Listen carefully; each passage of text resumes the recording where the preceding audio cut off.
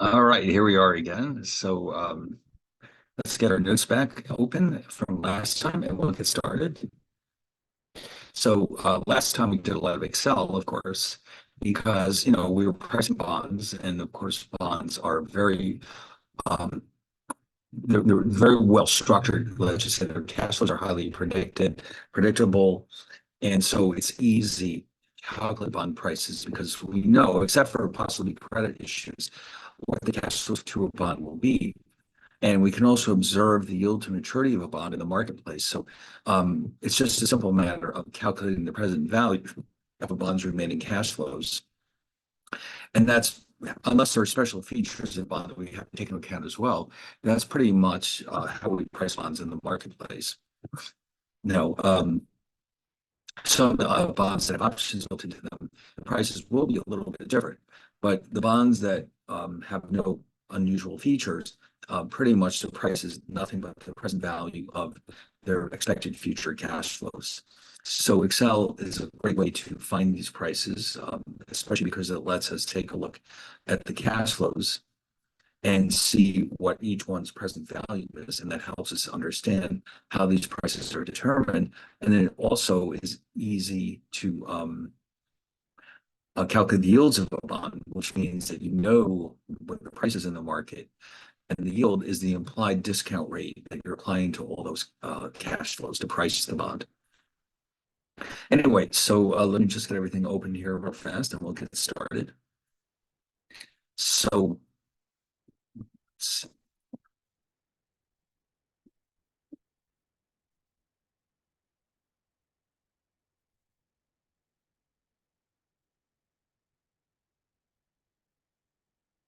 I think we actually did start chapter 8 last time, if I'm remembering correctly.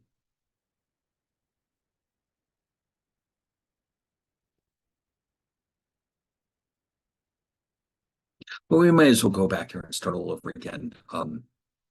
And so for this week, we have different Excel examples. So I'm going to open those up right now. We have an Excel template,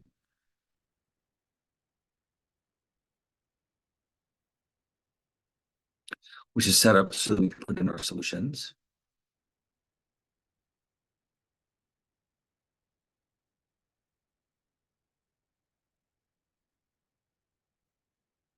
Oh, by the way, while we're waiting for this thing to open, I just want to remind everyone, I had chosen, I set up this class that you could, when you're doing your mind tap assignments, get up to 3 opportunities to try these problems. And then it's supposed to take the best of the 3. Now, the same exact thing happened to me last spring. After a couple of weeks, someone pointed out to me that it was only taking the last one. I was able to call it Cengage, and they were able to get it fixed.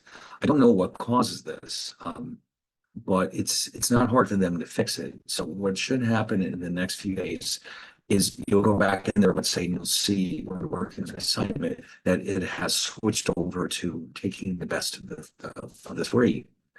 But it will actually go back and correct any mistakes that were made in the past. So in other words, if you did examples or problems in, let's say, the first week or the second week where you were not given the best score, it will fix those automatically. So, I will go in and manually look at them all anyway, just to make sure that they're being rated correctly. I just want to make sure that this isn't a problem because, like I said, I've had this happen to me before, and I don't know what the cause was, and I don't know how they fixed it. They did fix it, and once they did, all the older problem sets that were worked on were corrected as well. So it'll get straightened out very quickly. So do not panic, but if by this time, let's say next week, it's still not fixed, we're going to have to call again because it's very frustrating. Sometimes the technology it claims to do a million wonderful things, and then sometimes that's true, sometimes it isn't. But as long as you let me know when there's a problem, I can get it fixed, or at least Cengage can get it fixed. All right. Anyway, so what are we doing with this week? So here's what our template looks like. Now, here we do have you can see clearly we're going to do some pricing, but we're also going to do some more complex topics here. Specifically, what we're going to be looking for here is how to measure the risk of this bond. Now, what kind of risk is involved? Well, it's assuming that there's no credit risk. Let's say this is a treasury security. The big issue facing bondholders is that when interest rates in the market go up, the bond prices in the market go down. So if you hold bonds in your portfolio, anytime interest rates start creeping up, the market prices of your bonds will start to decline. Now, it's not necessarily a bad thing because that's only going to affect you if you're planning on selling your bonds. If you hold them to the maturity date, the price that you'll receive, the face value of the bond, is independent of market rates of interest. So if you own, let's say, a 30-year bond and you have $1,000 face value, price in the market can be different from the face value every day up until that maturity date, at which time you're guaranteed to receive your $1,000 back. So if you are holding the bond until the maturity date, the market fluctuations are irrelevant. But if for some reason you need to sell that bond prior to the maturity date, then this could be a problem because you could end up having to sell it at a loss just because you needed the money back sooner. So this is why, when you invest in bonds, they are relatively safe, but you do have to be aware that the prices will fluctuate inversely with the direction of interest rates. So in other words, the time to be buying bonds is not when interest rates are about to start going up. All right.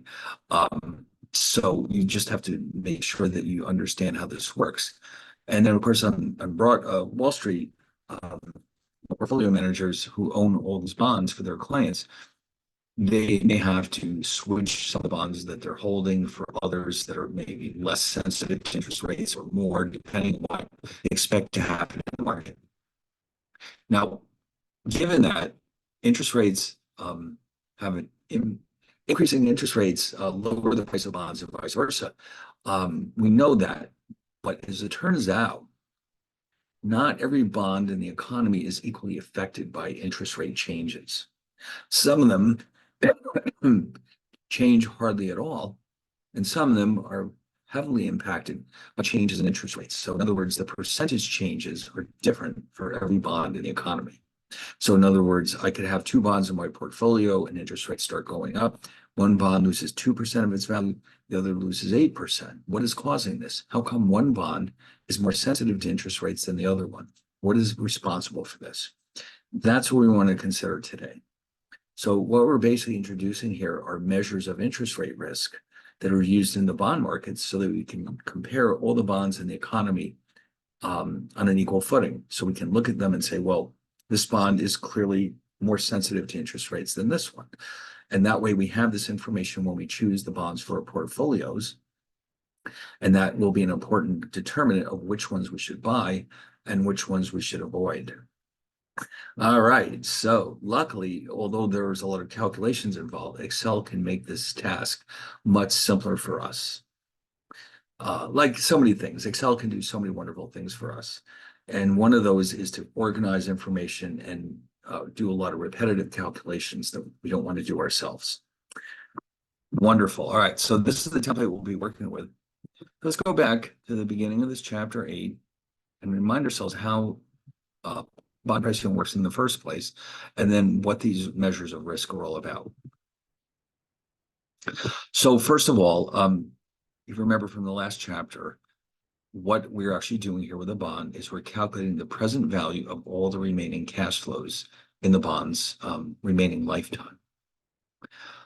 When we're done with that, we add up all the individual present values for all the cash flows, and the result is the market price of that bond.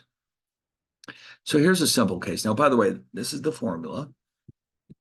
And you'll notice the C stands for coupon.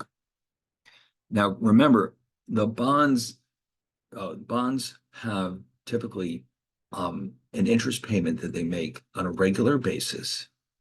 And that interest payment is known as a coupon for historical reasons. In the United States, it's common practice for these coupons to be paid out twice a year or semi-annually. Why that came about, I don't know the historical reasons for that, but this is what you normally see in the United States. In other countries, it might be different. So the coupon could either be semi-annual, meaning twice a year, or annual, which is once a year. Whatever it is, it's a dollar amount that's been promised to the investor. And in fact, I mentioned it last time that when you enter or buy a bond, you're entering into a contract with the lender, or the borrower rather. You're the lender. The borrower is the issuer. You're entering into a contract. The contract, which by the way is known as the indenture,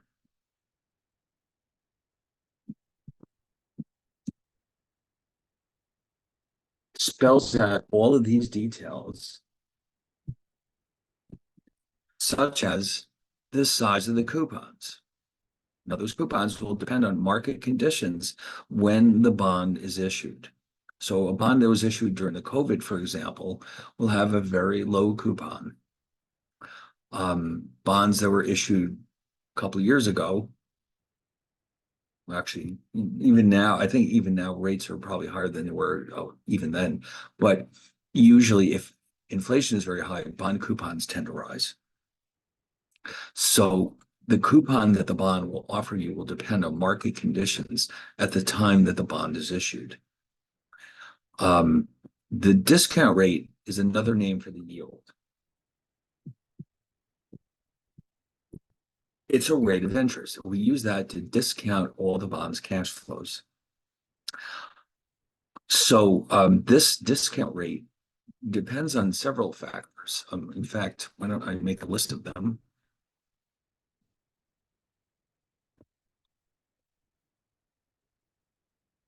You just quickly open up a Word document so I can type a lot faster than I can write, that's for sure.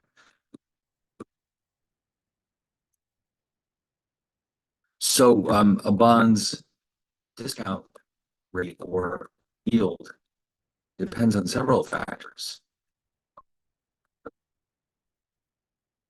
such as the level of interest rates in the economy. In other words, when the economy is, let's say, booming along and interest rates are relatively high levels, all the bonds in the economy will have relatively high coupon payments. And they'll also have relatively high, I'm sorry, they'll be issued with high coupon payments, but they also will have relatively high yields to maturity. So in other words, interest rates are very highly correlated with each other. They tend to rise and fall at the same time. So if mortgage rates are going up, it usually means that all rates in the economy are going up. Credit card rates are going up. The rate on car loans, yields on treasury securities, they all tend to rise and fall at the same time. So that's going to be a large determinant of every bond's yield to maturity. The credit risk of the issuer is a huge deal. So, for example, bonds issued by a AAA corporation will have a much lower yield than bonds issued by, let's say, a double B corporation. And that's because of the risk. Now, AAA means there's hardly any risk at all. Double B is somewhat riskier, although it's not, it's not like the company's about to go out of business or anything, but still, it's fairly risky, certainly compared to AAA. So the yield will be higher in the double B bond to compensate investors for the risk that they're taking. Okay, so yields will depend on credit risk. Now, of course, that doesn't apply to treasury securities. They have no credit risk at all. And so what that means is that they'll also have the lowest yields of any bonds in the economy for the same maturity. So, for example, a 30-year treasury bond will have a lower yield than any corporate bond in the market. What else is determining yields? Well, there could be other factors, such as the maturity of the bond. Okay. And this is the discussion we had previously about the yield curve. Normally, the longer maturity of the bond, the higher will be its yield, and vice versa. That's usually how it works, but not always. Okay, other things can happen, but this is because, as we'll see tonight, um, prices of longer maturity bonds more sensitive. Changes in interest rates than the prices of shorter maturity bonds.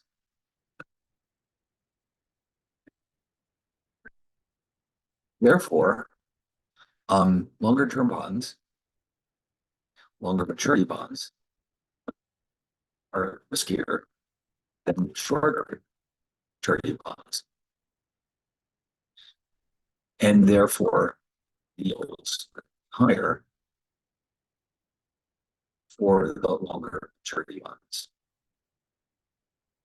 So in other words, anytime anything that causes the risk of a bond to go up will also increase its yield and vice versa. So you can think of that as more risk means higher yield. So just in general, that's how it works.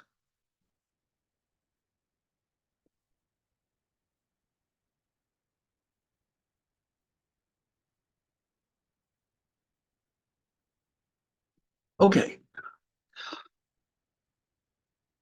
whatever that yield is, that's what we're going to use to discount the bond's cash flows to come up with the market price.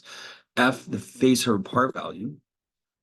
Once again, remember, a bond is issued with a specific price attached to it, and that price is called the bond's face value or par value.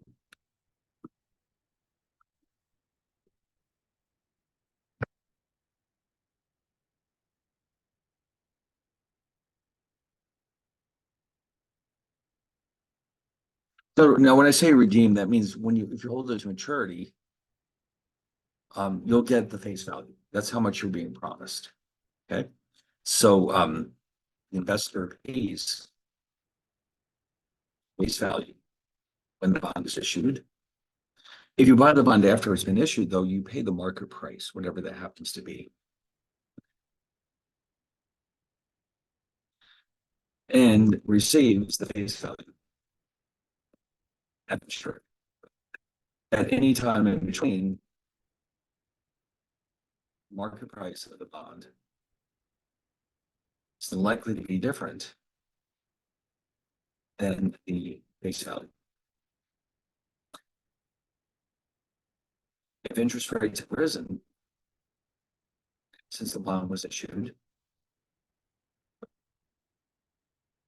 then the bond's price will be lower than the face value, and vice versa. Okay, so in other words, when you look at the bond's price, you can tell if it's selling for $980, let's say, instead of 1,000, that means rates are higher than they were when the bond was first issued.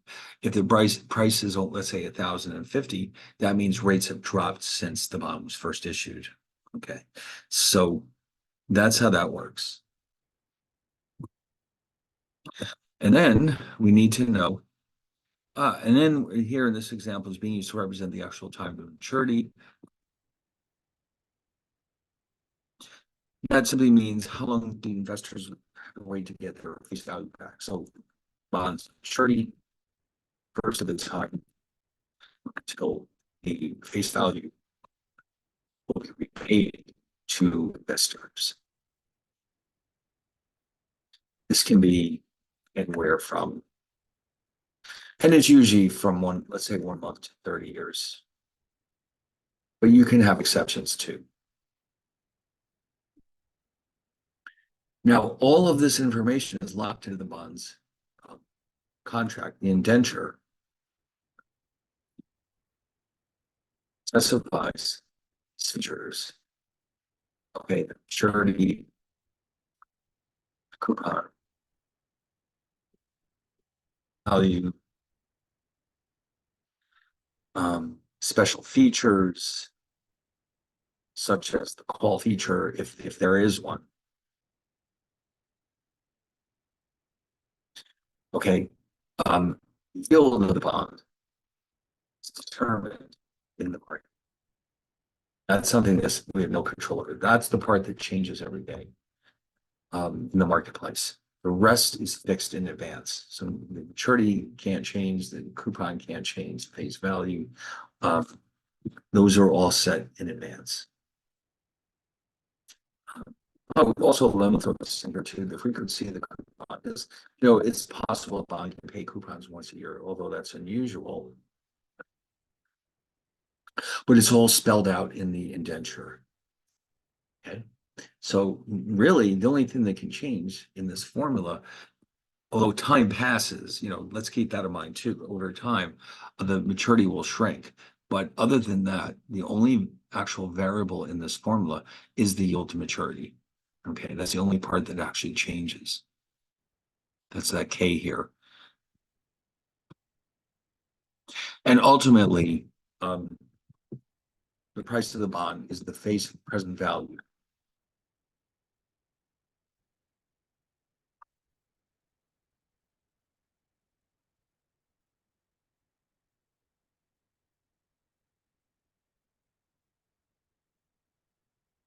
So, when you have the special features like the call feature, you're still really pricing the future value of the cash flows. It's just that the cash flows themselves are now less certain than they would be without those special features.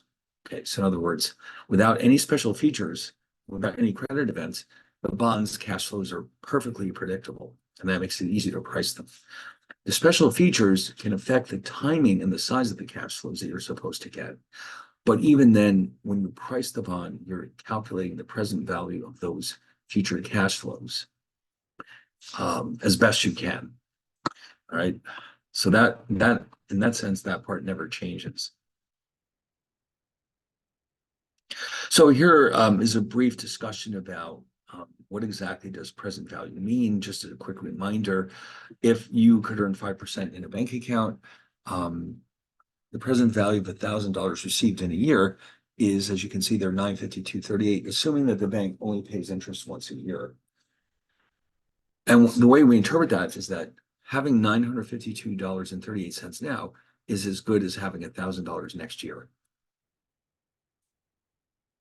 If you're offered both of those choices, let's say you work on a job and the company says, listen, we'll give you a check for $952.38 now, or you can have $1,000 next year.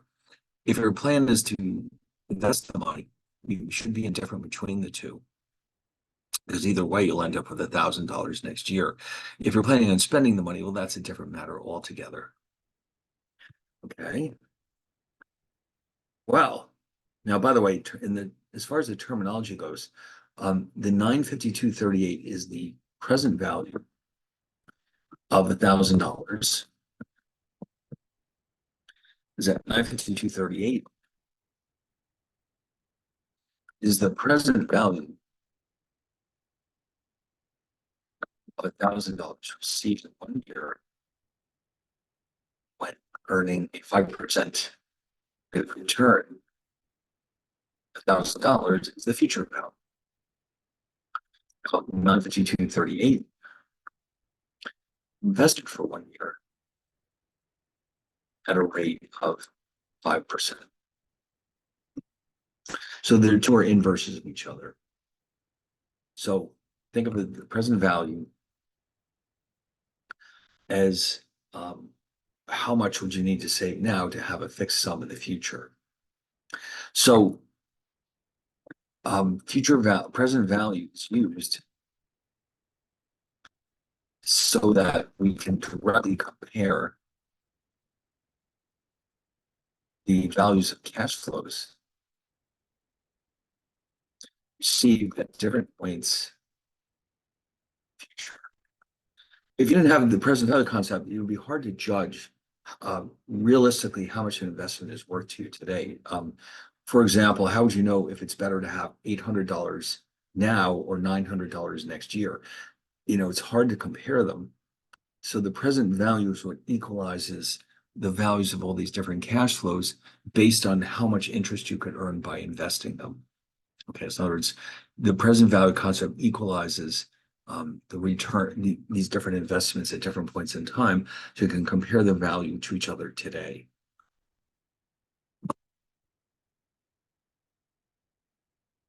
Now, this is a simple numerical example. We have a 4-year bond here. Now, here we're keeping things simple. We're assuming annual coupons. But of course, in practice, we know that that's not the way it works.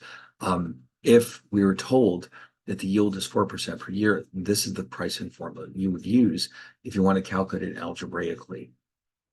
Okay, so you can see what's happening here. The forecast flows. Now, the 4th year, you're getting both your face value back and your coupon. In the denominators, if you notice, we've got 1 plus the yield. The exponent is the year in which I'm receiving that cash flow.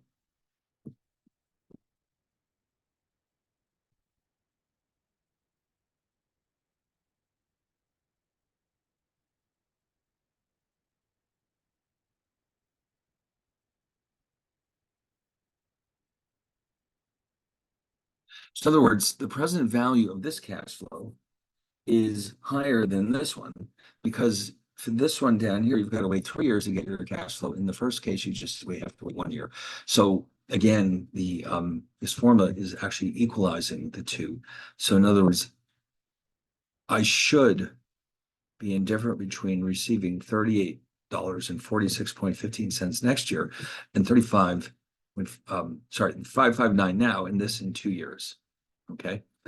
So again, this is the assumption that we're investing these cash flows. If I'm consuming all this, it's a very different story altogether. Now, if you notice, in this case, I'm raising the yield of the bond or the discount rate to 5. So algebraically, you can see that the numerators are larger. And you know what that means. When you increase the numerator of a ratio, the ratio itself always shrinks. Okay. So if you increase the denominator, the ratio shrinks. So whatever this number is, it's going to be less than this $1,000 we have here. Specifically, it's $964.54. This bond is not worth as much as this bond because the coupons are fixed. When rates go up, this bond is less attractive than other bonds that have just been issued where they would have a $50 coupon. Okay, so in other words, because the coupon is locked in, as rates go up, newly issued bonds will have higher coupons, which increases their attractiveness to investors. The older ones that still are out there with a $40 coupon are not as valuable, and the price will show that. And then, of course, we can just think about pure straight ahead algebra. And in strictly algebraic terms, these ratios are smaller. The sum will therefore be smaller. Specifically, it went down $35.46. Now, of course, if yields go down, the opposite occurs. The denominators are shrinking, the ratios are rising, the sum is going up, the bond's price has to rise. And remember, we did illustrate all of this with the price yield curve.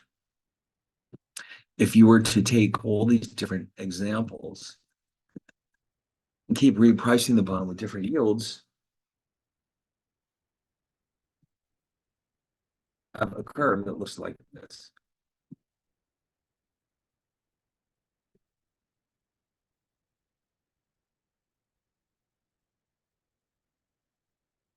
Of course, it has a negative slope because there's an inverse relationship.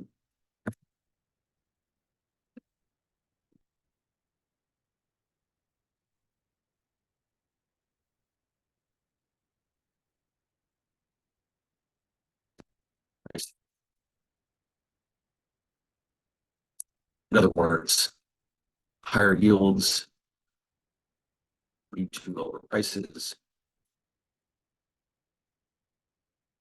and vice versa. Okay. Now, of course, I think I didn't mention this last time. You notice the curve itself is not a straight line because of the way the pricing function works. And this curvature is actually helpful to investors because what it does is it softens the impact of rising yields. when yields go up, you don't lose quite as much money as you make when yields go down. So there's a bit of an imbalance there between gains and losses that works in favor of the investor. So the curve, the special shape of this curve, it's referred to as a convex curve, or as opposed to a linear straight line. Okay, it's a convex curve. That's helpful to investors. So we're happy to see that.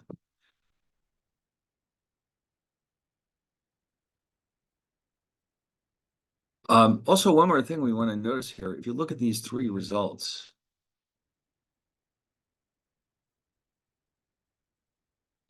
you'll notice that in this case, now, by the way, when the bond was first issued, if you notice the fact that there's a $40 coupon indicates that this bond was issued with a 4% coupon.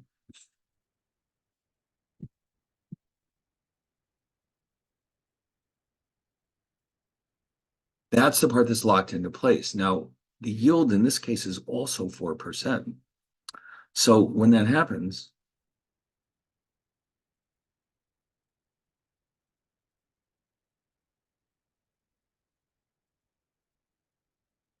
then the price will match the face value. And if you notice here, the price is in fact $1,000.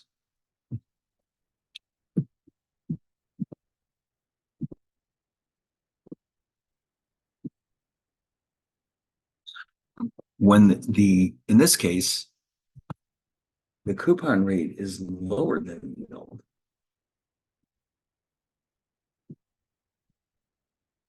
that gives us a price, as you can see in the next slide, that's lower than the face value.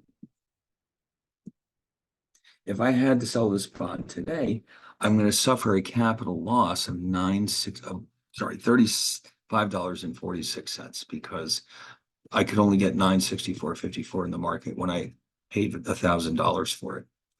So this is what worries me as a bond investor. If I really think I might have to sell my bonds in the future, I've got my fingers crossed that rates won't go up because that would cause me to lose money. But it can go both ways. If you notice here, the coupon rate of 4% is greater than the yield. And the price, as you can see in the next slide, is more than $1,000. So the price goes up. This is what makes me happy as a bondholder. Therefore, I'm hoping that rates will go down. In fact, I might, if I really think I'll know what's going on in the marketplace, I might decide to gamble by buying bonds just before rates go down. And if I'm right, I can sell them at a profit. And I'm sure there are traders on Wall Street who do exactly that. But for individuals, though, bonds tend to be a long-term investment.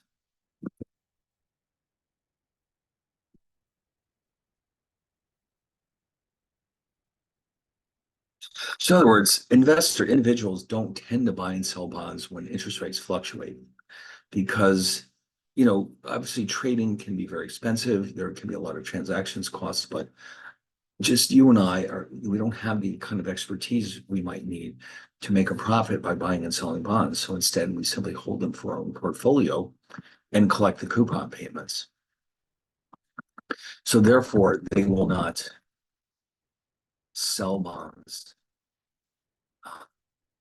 as soon as, or buy for that matter.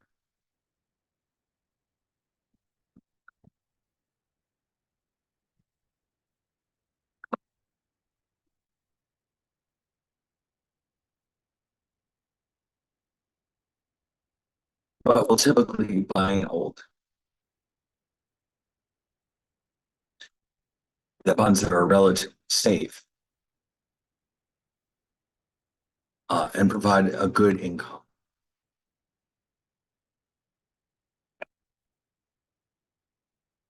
Because you're collecting all those coupons. In fact, a lot of retirees do have a lot of bonds, and that's where a lot of their income comes from. These cash flows are coming from their bond portfolios, and so they use that to live on.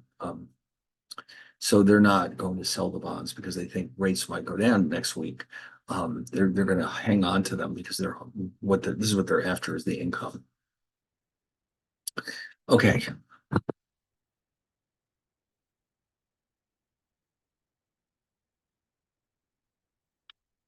And one more thing here. In the market, you hear these terms tossed about a bit. Discount bond simply means the price is less than the face value. That would be this case. If you looked in the Wall Street Journal, you would see there's an article about this bond called as a discount bond. And because it's selling at a discount from the face value. In this case, it's sold a premium bond, because you have to pay a premium to buy it relative to its face value. And then the bond that's exactly equal to its face value is often referred to as a par bond. Okay.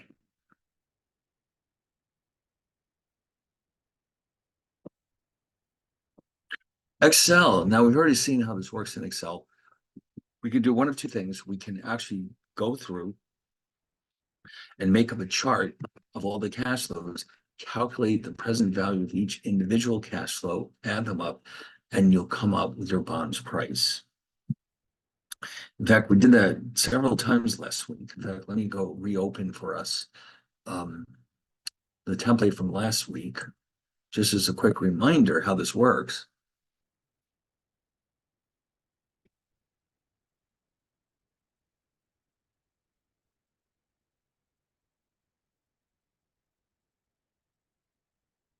So, for example, this case, yeah, so that we use the algebraic formula where we take the cash flow divided by 1 plus the yield, which is up here, and then the exponent is the year in which I'm collecting the cash flow. This is for annual pay bonds. Then at the end, I add them up and I have my market price. So Excel is very quick and efficient, but we also could use this PV function that's built into Excel. Now, normally, the only reason we can do this with a single command is because the cash flows are so highly predictable. In other words, you can see that except for the last year, all the cash flows are the same. So we can take advantage of that and use a single formula to come up with the price of our bond, which is very, very convenient. Now, for more complicated cases, Excel actually has built into it bond pricing formulas that allow for other situations. Like here's a perfect example of what I mean. In the real world, one of the things that complicates our calculations is the uneven number of days in a year. So in other words, if you're going to get two semi-annual cash flows every year in the form of coupons, the number of days between coupons is never going to be the same. It could be 182 days to the next coupon, 183, 181, it depends. So that does complicate things a little bit. Here we're kind of streamlining over a lot of those institutional details. But Excel does have functions that are designed to help us price these bonds in spite of some of these bizarre things like, leap years and that kind of thing. But if there's exactly one cash flow every year, then this works just fine. All right. So what's next?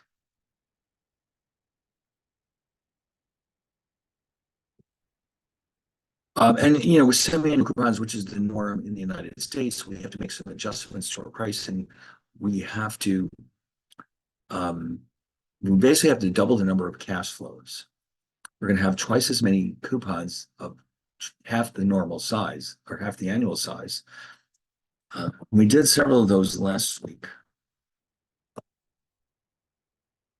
Somewhere in here, we switched over to semi-annual.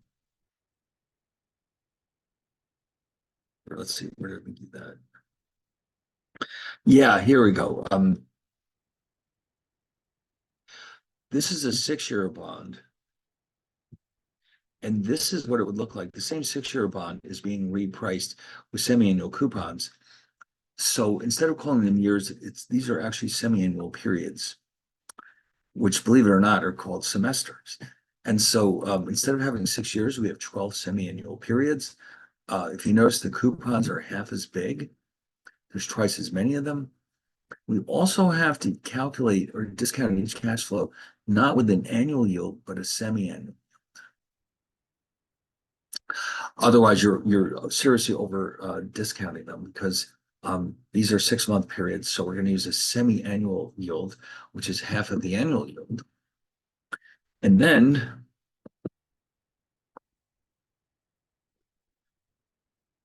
that's all. Okay. So once we get that straight, we just use the exact same procedure to price their bonds. And again, it's nothing but the present value of the future cash flows. We add them up and we get our market price. Now, here's an interesting example. We have a 10-year bond with a 6% coupon rate and a face value of $1,000, but this bond was issued 4 years ago. So right now it is a 6-year bond. So in other words, we don't always buy bonds when they're first issued. If another investor wants to sell this bond and you or I buy it, the price that we pay for it may not equal the face value. That's only going to happen on the day the bond is first issued. After that, you will pay whatever the market price happens to be. So we're going to assume that the yield or discount rate is 4%. And we're going to try this twice, once with annual coupons and once with semi-annual coupons. So that actually is not what we're going to do in this template, it looks like. So we're going to follow it along here with algebra. Well, actually, the Excel formulas are right here if you want to put them into Excel and practice with them. But what you want to see here is that with the annual coupons, the yield is 4% per year. 6 years is the time frame. The coupons are $60 a year. It's a face value of $1,000. This type command, you don't actually really need it. You can just leave it blank or just put in 0. And then Excel will always put a negative there to indicate that you're actually paying that much for this bond. So the actual market price is $1104.84. Okay. Now, when we change it to semi-annual coupons, let's remind ourselves what's being changed. The yield has to go down to 2 because that's half of 4. We have to treat this as 12 semi-annual periods instead of 6 years. The coupons are cut in half. You're now getting 12 coupons of 30 instead of 6 coupons of 60 each. And the face value is 1,000. That hasn't changed. And now the price will be slightly different. It can be slightly higher, it can be slightly lower, but it will be a little bit different. It's not a huge difference, but it is there. Now this is so if let's say the yields go up, the same bond with annual coupons is now 907.54, down from 1104.84. This semi-annual version of the same bond drops to 906.15 compared to 1105.75. Now, if the coupon rate is the same as the yield, this is a very interesting case.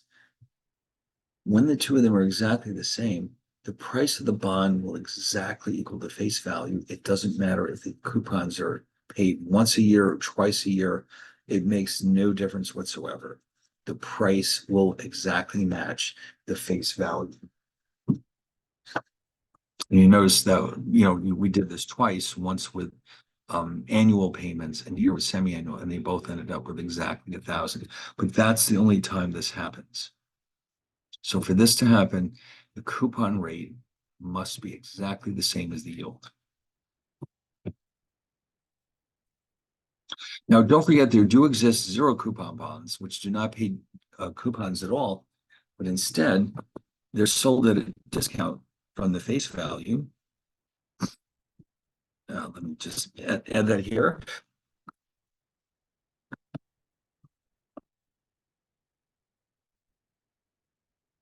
Do not make coupon payments. Instead, they're sold at a discount from face value and then redeemed at their full face value. Okay, so for example, suppose that a 1 year treasury bill has a face value of $1,000 and is selling for 95 in the market. The investor is 95 today and receives $1,000 in 1 year. Instead of receiving a coupon payment,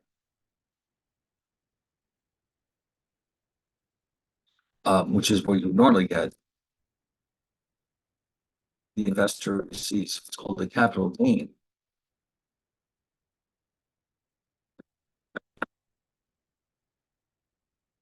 of $15. That doesn't sound like much, but the rate of return to this investment, well, it's still not that much, but it's 15 over 985. In other words, the cash flow divided by the price. What does that end up being? It's going to be under 2%, but that's kind of normal for treasuries, given their low credit risk. Yeah, 1.52%. Okay, so now zero coupon bonds normally have very short maturities. And that's the reason why they don't pay coupons. What's the point of making coupon payments when the bond will mature in 3 months anyway? So it is more convenient to sell these bonds at a discount than to offer coupon payments. What you did see last week, we mentioned this, investors may want to buy longer term zero coupon bonds.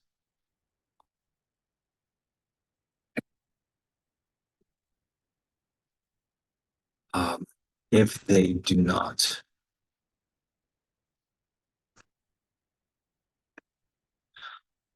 want to reinvest future cash flows, because that's risky because we don't know what the reinvestment rate will be.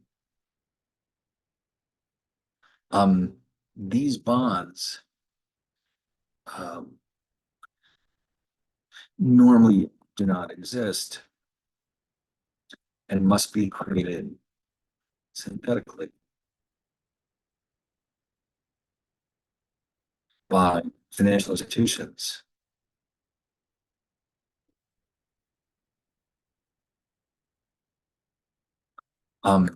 The market where the and zero coupon bonds are created from treasury securities. They are known as strips.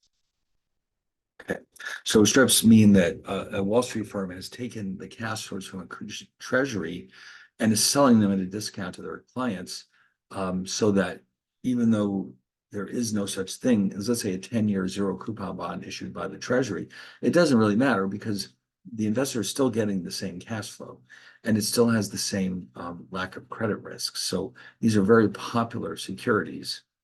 Treasury is very happy about this because it increases the demand for treasury securities. So anyway, strips do exist. They were created synthetically by Wall Street firms to fill in a gap in the market where there's a demand that wasn't being met. So, this is not an uncommon thing at Wall Street.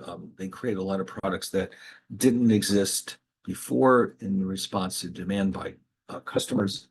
And in the process, they can make the markets more liquid, more complete, and yet they can put a lot of money in their own pockets. It's like any other product that made somebody a lot of money. What happened?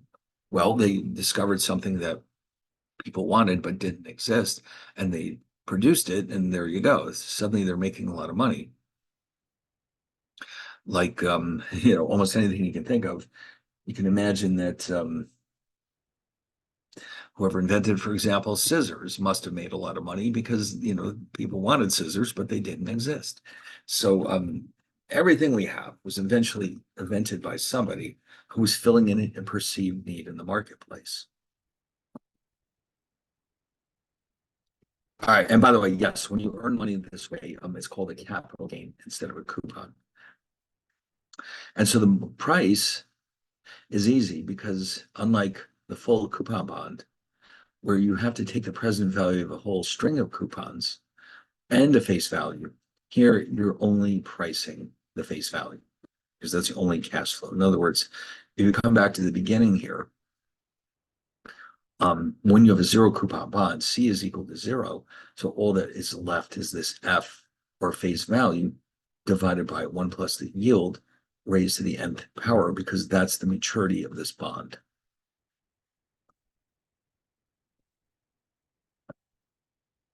Well, all right then. Now, um, so yeah, I mean, here's an example where we have a treasury, let's say 1 year treasury bill with a face value of $1,000, and we find that the discount rate or yield is 8%. The market price would be 925.93. All right. Now, this is a very special case. A perpetuity is a bond that doesn't ever mature, meaning that instead of like it's actually the opposite of the zero coupon bond, where all we have is this one cash flow of F. Let's go back to the original pricing formula. The perpetuity or console, as it's called, that means that F drops out of this formula and this N, the number of cash flows, is infinite. Okay. So now that's a strange idea. And you might think it would be impossible to have a price for that. But in reality, it's a very simple price. You take the annual cash flow or coupon divided by the yield or discount rate. That's all you have to do to come up with the appropriate price for a perpetuity. So, for example, if you have a perpetuity that pays $50 every year without ever maturing, and the yield happens to be 5%, that means you'd expect to pay $1,000 for it in the market. So, perpetuities have existed in the past. I'm not sure if there's any going out there in the marketplace right now, but there have been cases where it made sense for a government or probably not a corporation, because corporations, they, I mean, I guess in principle they could last forever, but because they can go out of business, I'm guessing that people would probably not be interested in perpetuities offered by corporations. The governments, they can hang around for hundreds of years. And sometimes they may issue perpetuities, but the bottom line is you're only getting coupons. You're not going to ever get your face value back. Now, of course, you might wonder, well, how long could you possibly expect to live and collect these coupon payments? But once you're gone, your heirs will continue to collect the coupons. So when they say an infinite stream of cash flows, they mean it. Now, by the way, we're going to need this idea when we start looking at stocks. So in other words, it's more than just a theoretical curiosity. Sometimes there may be situations in practice that at least resemble a perpetuity. And then we can use this formula to come up with an approximate price for them. Now, of course, we already know that bond prices and yields go in opposite directions. So the question is, what is it that's pushing interest rates in different directions? Why do they keep changing? Why don't they just stay at one level? Well, that's because they're affected by so many different economic variables, like inflationary expectations, economic growth, money supply growth, budget deficits. All of these will have an impact on interest rates. Now, of course, inflation refers to higher prices across the board. The reason why we don't like inflation is because it lowers our purchasing power. So if investors expect more inflation in the future,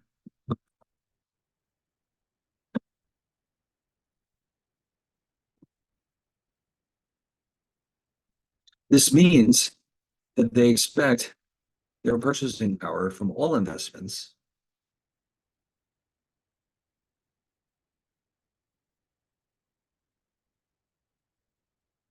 to decline more quickly. They will therefore require a higher return from an investment to compensate the loss of purchasing power.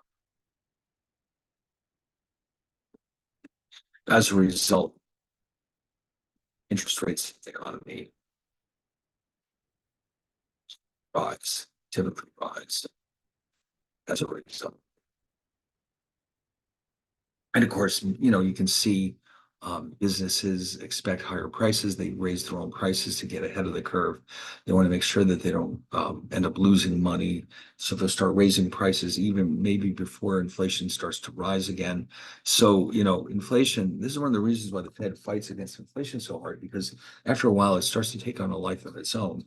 And it's very difficult to stop it once it gets started. It's been compared to, a rock rolling down a hill. The further it goes, the harder it is to stop it. So the Fed wants to make sure that they get ahead of the curve and keep inflation from getting too high um, too quickly, because otherwise in the future, it'll be even that much harder to contain it. So higher expected inflation means higher future rates and vice versa. If people expect rates to go down, inflation to go down, then rates can go down too. Economic growth. Now, more economic growth increases the demand for funds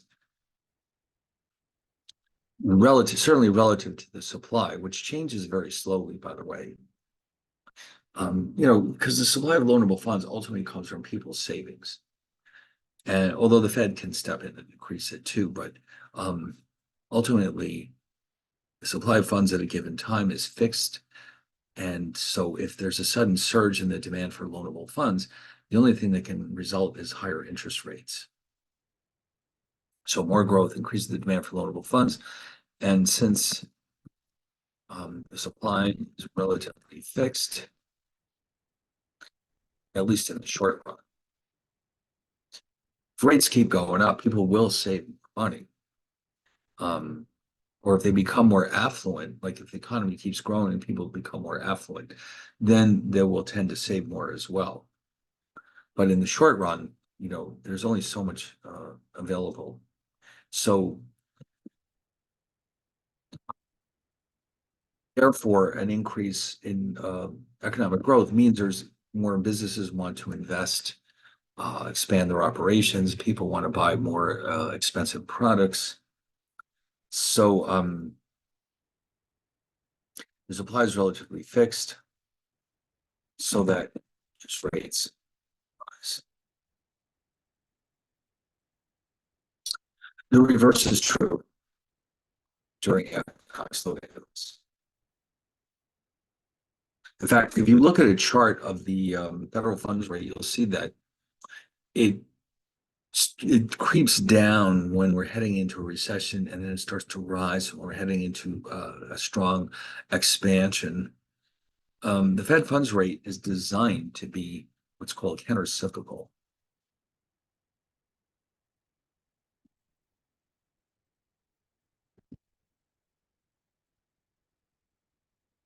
which means it is adjusted to smooth out the business cycle. It prevents, for example, keeps rates from rising too rapidly during a recovery or an expansion. and from falling too quickly during a recession. Okay, in other words, they're trying to make sure there isn't that the economy ideally should grow at a very stable rate over time, but it doesn't really work out that way. What they're trying to do is essentially slow the economy down when it's growing too quickly, and then heat it up again when it's growing too slowly. So the Fed funds rate is adjusted in a way to offset the extremes of the business cycle. And so the Fed attempts to keep the economy growing at a steady rate that is not fast enough to stimulate inflation and not slow enough to increase unemployment.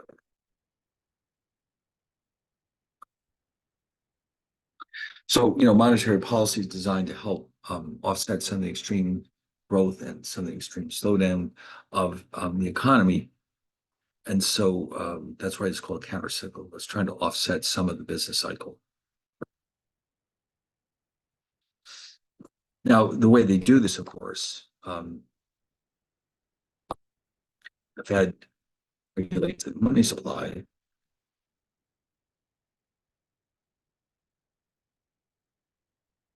and will increase the money supply when when it wants to see lower rates and decrease the money supply when it wants to see higher rates. So again, they're trying to keep the economy stable. And the way they do that is to keep the money supply from either growing too quickly or too slowly.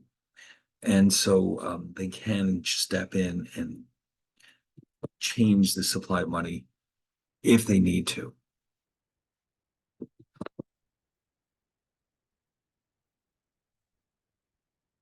Now, budget deficits,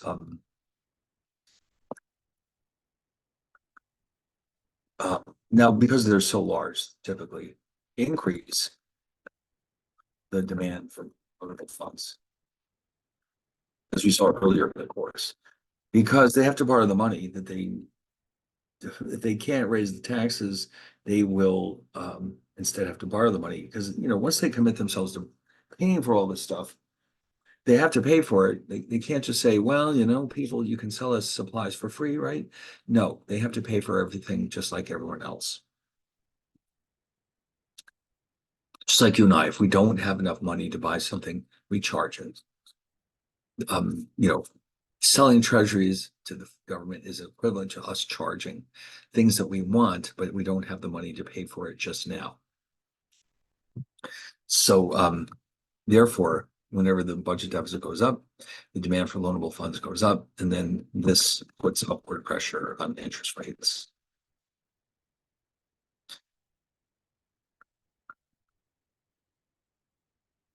Now, by the way, just as a side note, the supply of loanable funds can be increased by investment from foreigners. So that, in other words, normally, there, like I said, the supply changes fairly slowly, but um, the supply can increase more quickly if foreigners suddenly decide to invest a lot in the United States. And so, like budget deficits might not push interest rates up as high as you'd expect because we're getting more funds coming in from foreigners. Foreigners, they can invest in American stocks and bonds.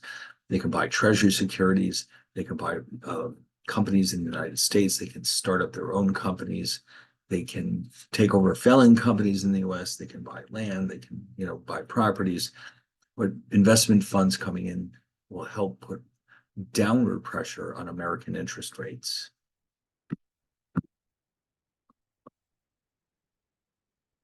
Now, credit risk. Now, when things aren't going terribly well in the economy, higher credit risk will put upward pressure on interest rates, as you can imagine.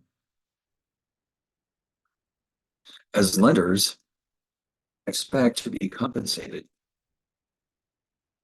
for their increased risk. So, in other words, the biggest thing that worries lenders is credit risk. I mean, how do they decide how much to charge you for your car loan? They they look at your credit score and they say, all right, well, based on that, here's the rate we're going to charge you. Um, but if in general credit risk in the entire economy is going up, then that means rates will go up for basically everyone who wants to borrow. Of course, because then there's that much more risk in the economy. So, what kinds of things will influence credit risk? Credit risk depends on several factors. Now, economic growth, the entire economy, it's like the faster the economy is growing, the more incomes people have, the more affluent they are, the higher their purchasing power. So, economic growth, slower economic growth, clearly increases credit risk and vice versa. If everyone's swimming in money because the economy is growing so fast, well, then there's not going to be a lot of defaults on debts. So, um, economic growth is important to keep people's incomes as high as possible. And in addition to that, it influences the likelihood of defaults by borrowers. The maturity of debt, in other words, if a large percentage of debt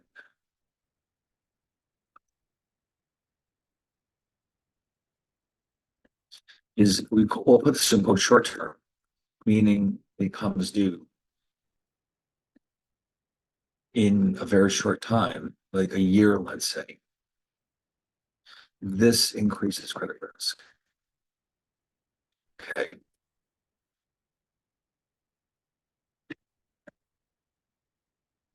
Because, like imagine a corporation, there are times in the year when maybe you have more revenues than others. If you have a bunch of debt that isn't going to come due for 5 years, that's not such a big deal compared to it coming due in 6 months, because then you have to have the money. So the more short-term debt there is, then the higher will be credit risk in general.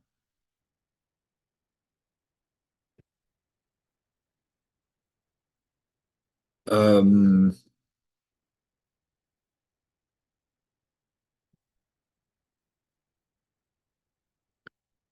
I missed one, I think. Oh, the characteristics of debt issuers. Those are individual factors. Like if the economy's not doing so hot, for example, and the companies that have borrowed a lot are probably going to be the ones that are in the most trouble, of course, because they have all this interest they have to pay. So the characteristics are sort of like unique factors for each borrower.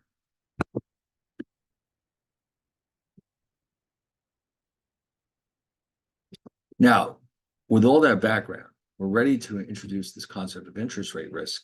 So what we are interested in is understanding how to measure the risk of a bond, meaning if rates go up a fixed percentage, what is likely to happen to the price of our bond?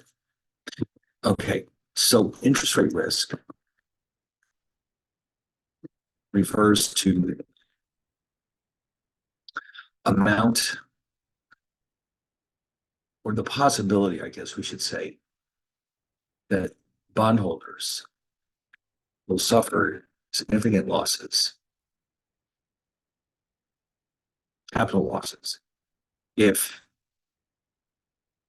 interest rates rise.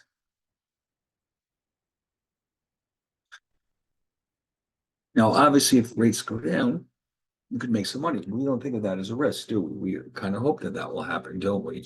Yes, we do. Now, the question is, how much risk are we facing?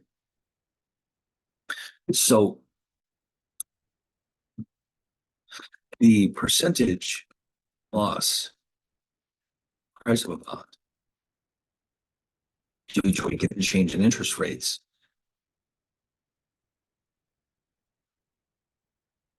is depends on the characteristics of the bond. Okay. Bonds, as we started talking about earlier, um, are extremely sensitive to interest rate changes,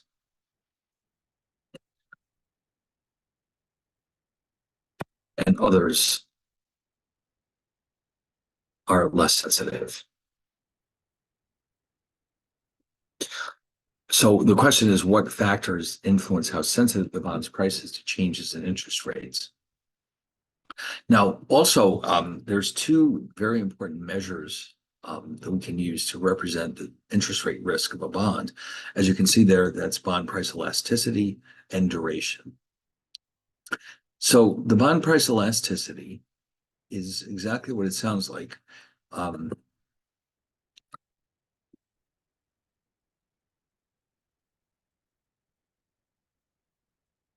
is the ratio of the percentage change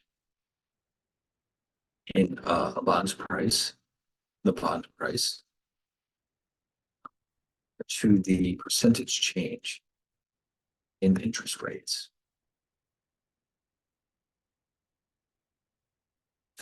And you can see the formula right here, the percentage change in the price of the bond relative to the percentage change in the yield.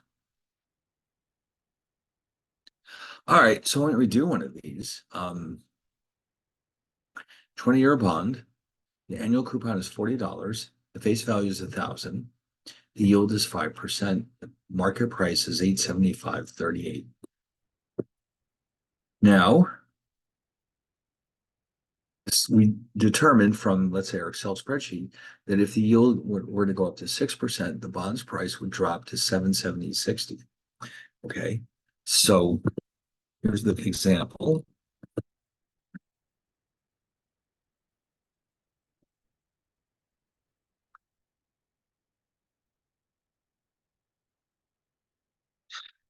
Um, 875.38 at yield of 6, bond's price is 770.60. So obviously, if rates go up like that, you're going to suffer a capital loss. So the dollar amount is nice to know because that's how much you're actually losing. But really, the only way you can compare the risk of one bond to another is to calculate the percentage change. Okay. So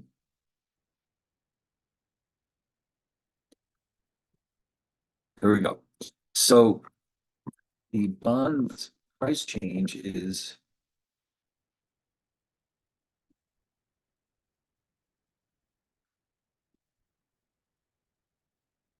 just the difference between the two, 770.60 minus 875.38 minus 104.78. So you think of this as a capital loss. What percentage does this represent? So for that, you take the actual change purchase price. And so you're going to have negative 104.78 over the original price of 875.38. And let's see what that turns out to be. Negative 0.1197.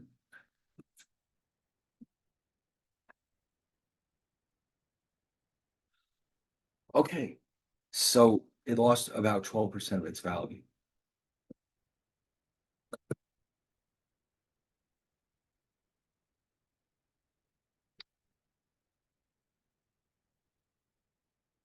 Now the yield changed by 20%.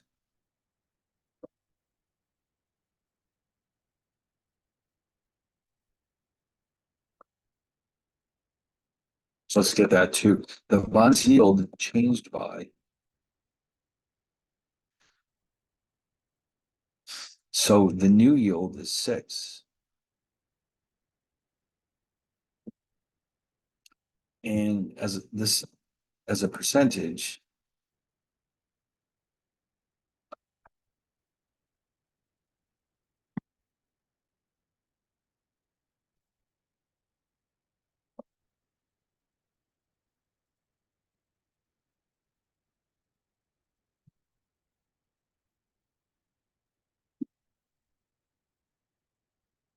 20%.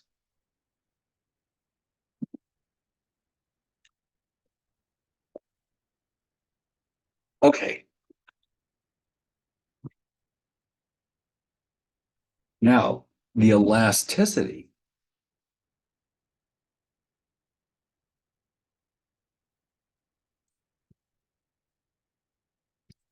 is the ratio of those two percentages. So you're just going to take the minus 11.97% over percent. Whatever that number is your elasticity.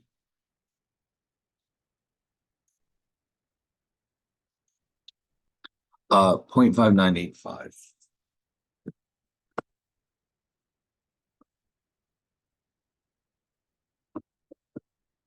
So what that says, they're basically saying that for each 1% increase in the yield, bonds price fall by 59.85%, and vice versa. So the way we interpret that is if another bond has a price elasticity of, let's say, 7.7,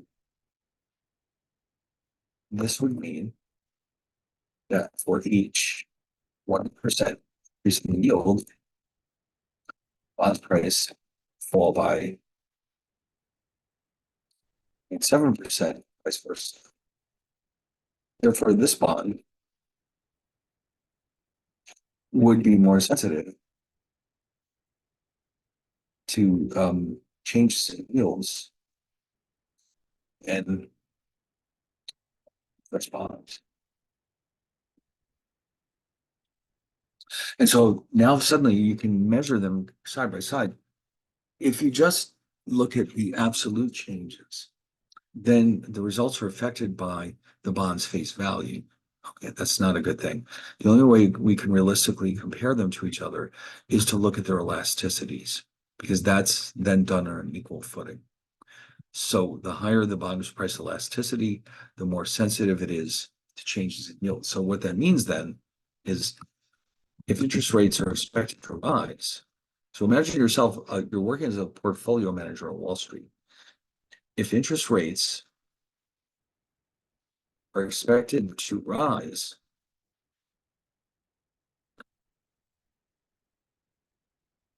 which would cause losses to bonds,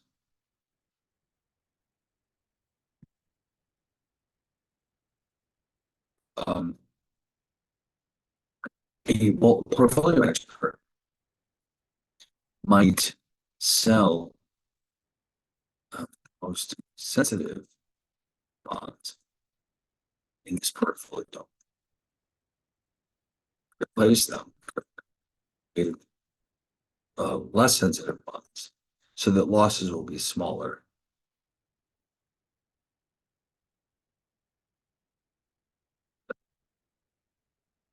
But on the other hand, if interest rates are expected to fall, you want the ones that are very sensitive,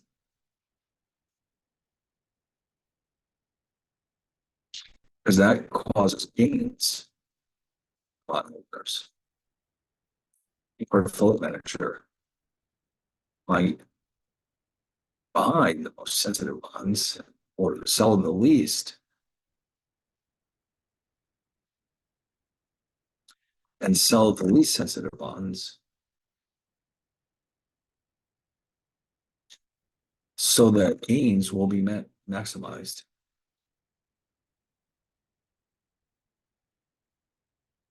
So in other words, you can use this as a way of setting your strategy. You can say, listen, if rates are expected to go up, I want to minimize my losses, so I want to be holding the low sensitivity bonds. If rates are expected to go down, I want to gain the most. I want the very high sensitivity bonds, which will maximize my capital gains.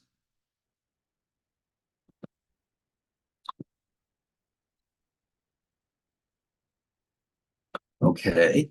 So in other words, you can see how this could affect your decisions about what bonds to buy and sell. This is why this matters, because if you're holding all these bonds, or if you're thinking about buying bonds or selling bonds, it matters a great deal how sensitive they are to interest rate changes and your expectations about where interest rates are going in the future. So that's one of the reasons why this is such an important number to investors and to portfolio managers and et cetera, et cetera.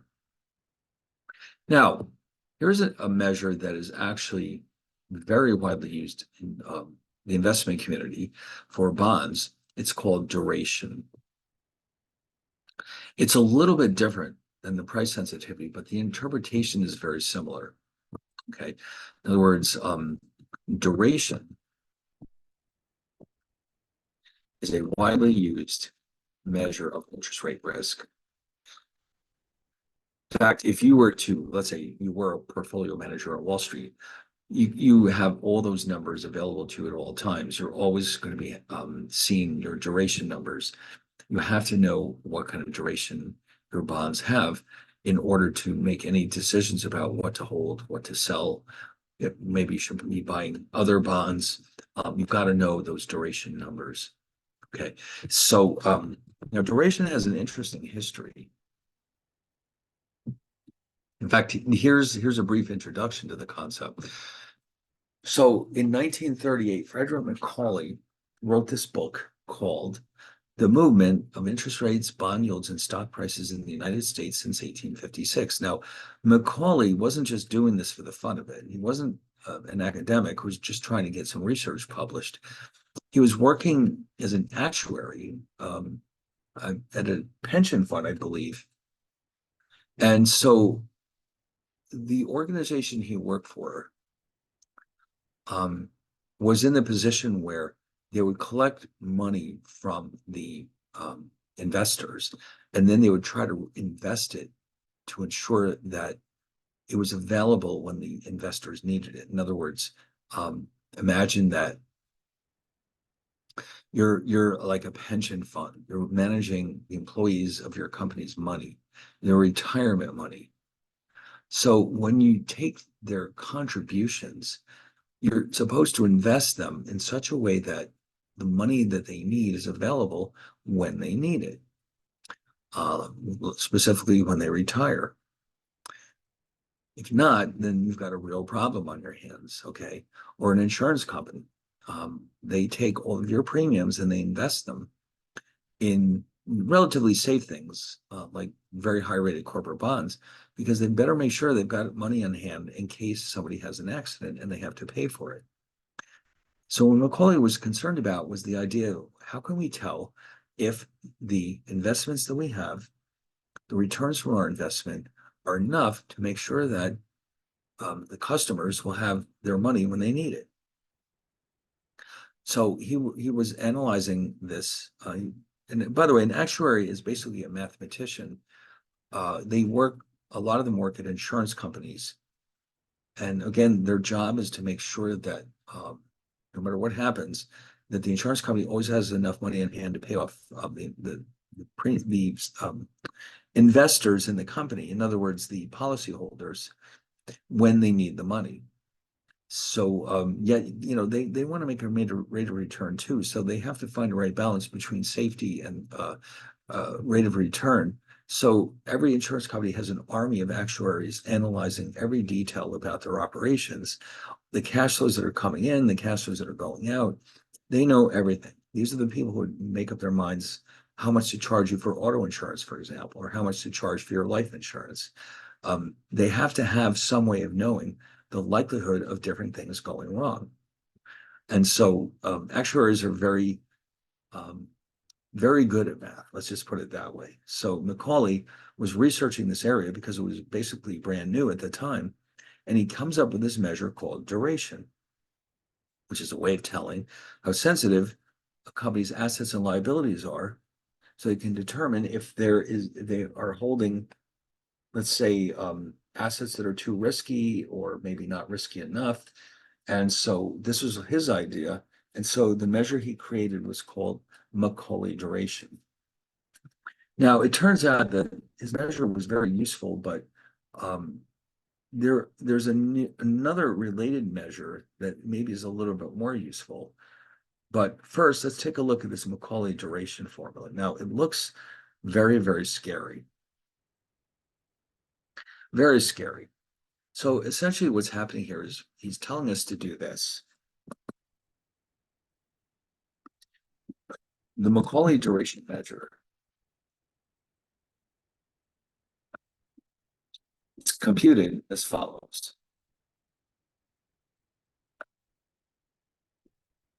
In the numerator, multiply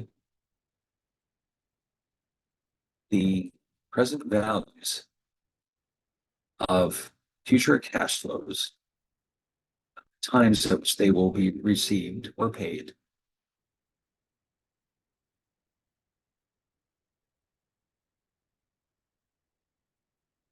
In the numerator, and the denominator rather, add up present values of all future cash flows. The ratio is equal to the Macaulay duration for an asset. Okay, usually a bond, right? It doesn't have to be a bond, but this is what it really is used for. So the Macaulay duration for a bond is a measure how sensitive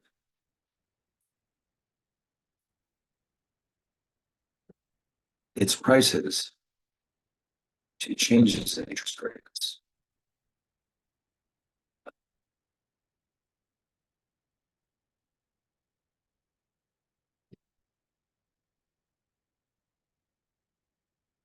Just like the bond price elasticity. But it's calculated a little differently, and it's also interpreted a little bit differently.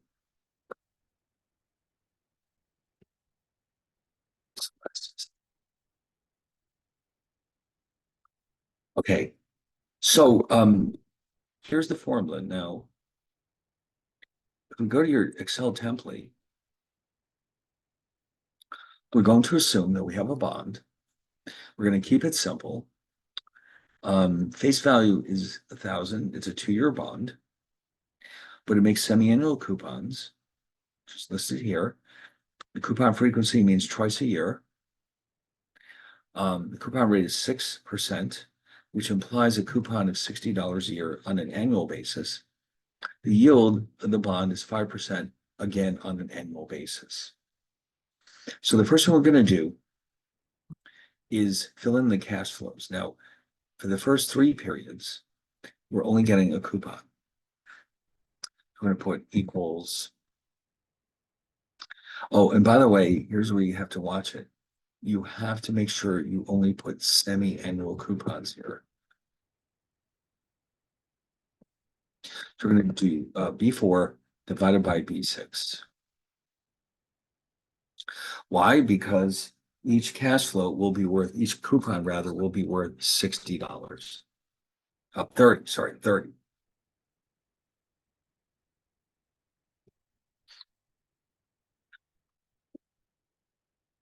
Now, in the last period, we will in fact receive our face value. That will never change. So for the last period or the last cash flow, we're going to put semi-annual coupon plus the face value.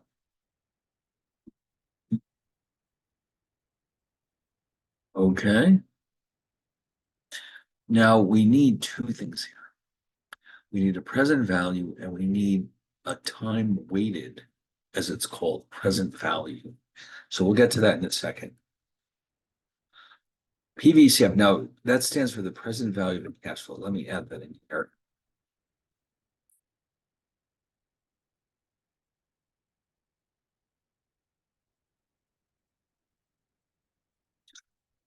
Let's make that just a little bigger.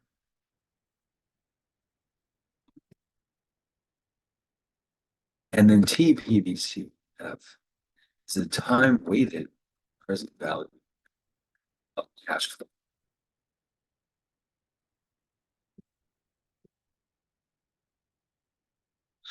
Okay, so you remember how this works. Now, the only thing is we have to watch out for here is that we have to divide yield by 2. And we also want to make sure we're using dollar signs for the constants of the problem.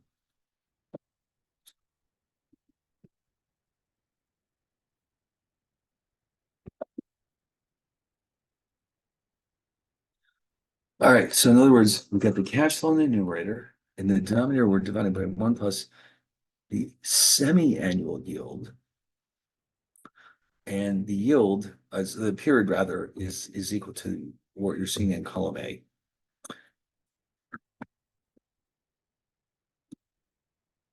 All right, and that should give you, and it's rounding it to dollars and cents, as you can see, 29.27. So let me leave it there for a minute. You can catch up with it in case you haven't, if you're getting behind, I want you to be able to see the formulas. All right.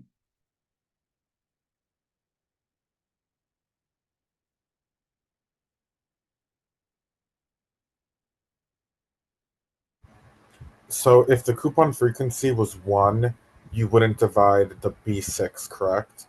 You wouldn't need to, no. You wouldn't need to. Okay, thanks. Right, exactly. All right, now for this one, you can just drag it down.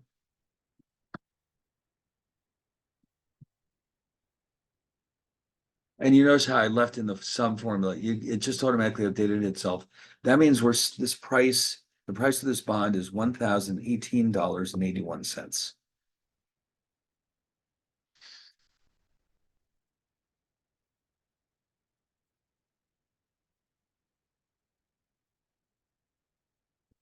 All right.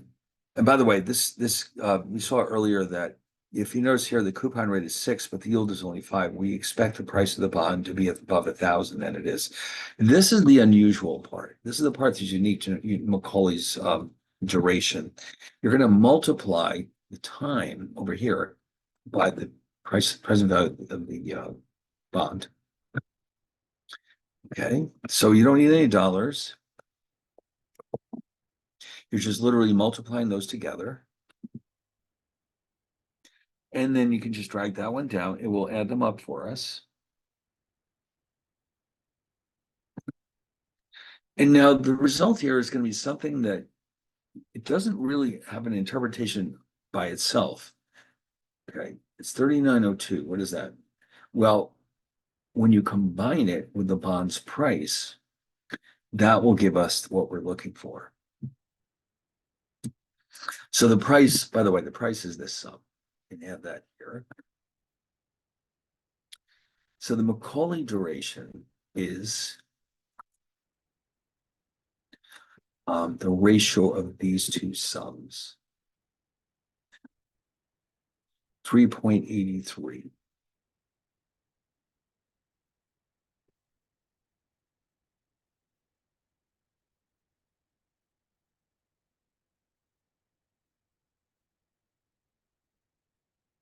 Okay, everyone have that? Now there's just one problem. That means 3.83 semi-annual periods. To convert it into years, you have to cut that in half.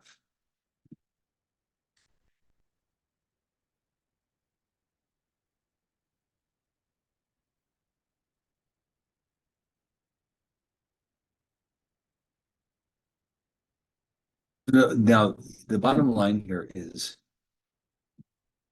the Macaulay duration will usually be slightly less than the bond's maturity. So if it's a 2-year bond, the Macaulay duration will be somewhat less than that. All right, so let me throw that in here.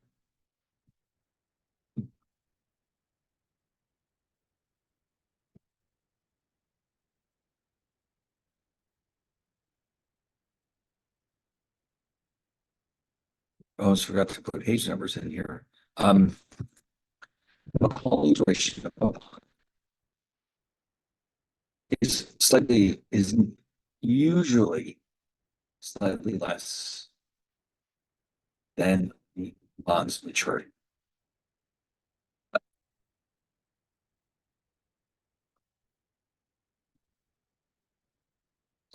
For a zero coupon bond, so it turns out,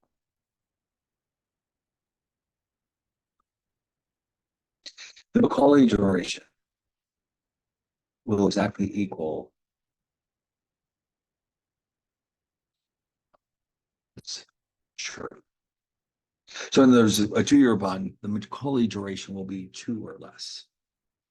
Now, here's where it gets a little strange. The interpretation of this, remember, Macaulay was actually interested in making sure that the company he worked for wouldn't run out of money. He was trying to make sure that the assets held by the company and the liabilities were not in misaligned with each other. So, in other words, if there have been cases where banks have run into trouble because their assets are the loans they've made, and their liabilities are the sources of their funds, which means deposits from savers. And so, let me just actually add this in here real fast.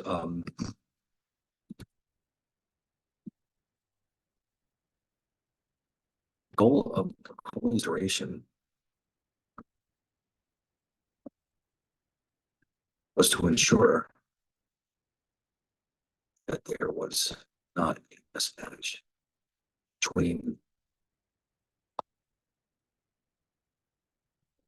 assets and liabilities of a financial institution. So let me show you how you can get into trouble if this is the case.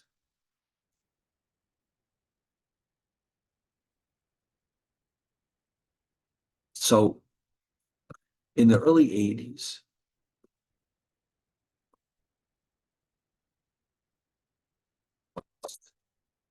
a savings and loan crisis. Savings and loans are the banks that neighborhood banks basically that where you get a lot of mortgages.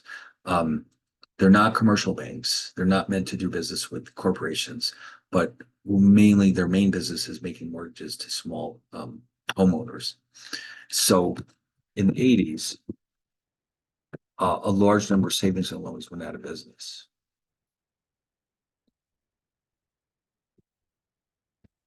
What caused this to happen? Well, here was the problem. In the early 80s, interest rates were very, very high. And so um, a bank that specializes in mortgages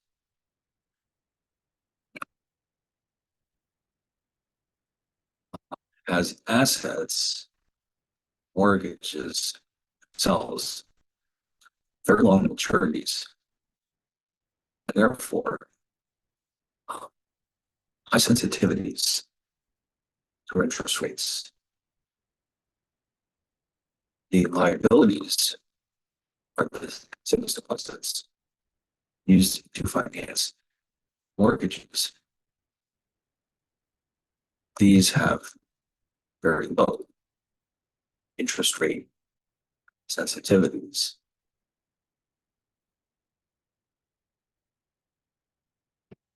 Why is that a problem? Well, here's the when interest rates rise,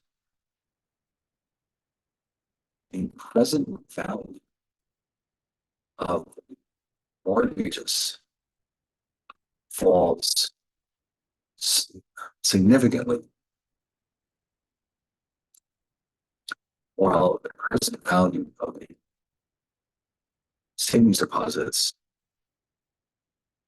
falls by very minimal amount.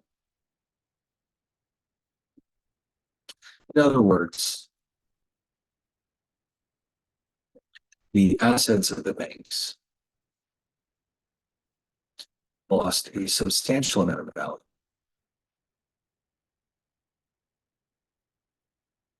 while their liabilities lost a small amount of value. So you can see where this is going. The value of your assets is dropping substantially. Your liabilities are only going down ever so slightly. So that means suddenly you're falling behind quite a bit. You've got where you may have had more assets than liabilities before. All of a sudden, the assets are worth less than the liabilities. And so several of these banks failed because interest rates were going up so rapidly that the values of their assets were dropping off sharply, whereas the liabilities were not falling off very much at all because of their short durations.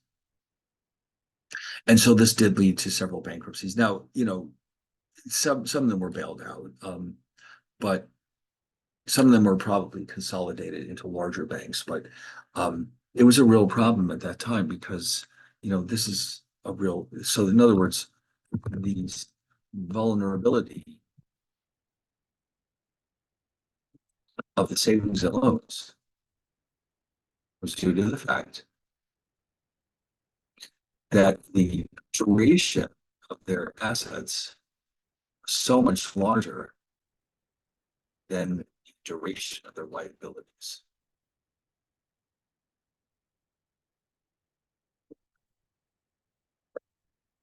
So Macaulay was trying to make sure that this wasn't the case for the financial institution that he worked for. And so, but it was difficult to prove it, like to say, listen, we've got a problem here. Look at our assets, look at our liabilities. What happens if rates go up or if they go down? He needed a measure so you can compare the two directly to each other. How sensitive are the assets? How sensitive are the liabilities? So now, in the case of the savings and loans, what they probably should have done was diversify their loan portfolio to shorter term loans, like car loans, let's say, so that they would have less of a mismatch between the duration of their assets and their liabilities. So, but the Macaulay duration is what we use to compare the two, the duration of the assets with the liabilities, and make sure that there isn't a problem. But it isn't as successful for individuals owning bonds who want to understand how much of an impact there's likely to be on their bonds from changes in interest rates. So another alternative measure was developed.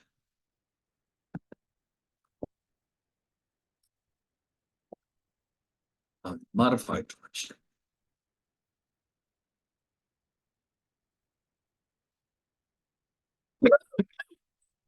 which was more appropriate for investments such as bonds. Okay, so now it's a very similar measure. The two are very closely related to each other, but the beauty of what's actually happening with modified duration is that if you look at that price yield curve,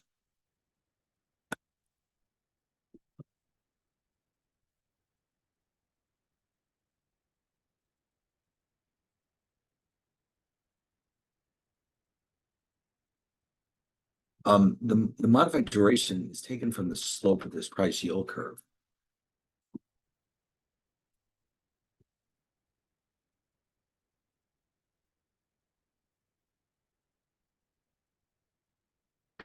So the modified duration is defined as the slope of the price yield curve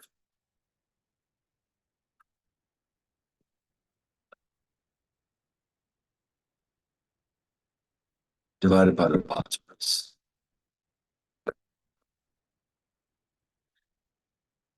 So this way, interpretation of modified duration It's more useful for financial assets such as bonds than Macaulay duration. Not that you can't use Macaulay duration, but um, they're very closely related to each other. They're not very far apart. It's just that um, the interpretation makes it usually more sensible to use modified duration for financial assets like bonds, whereas Macaulay is great for looking at financial institutions, assets and liabilities, and seeing if there's a mismatch.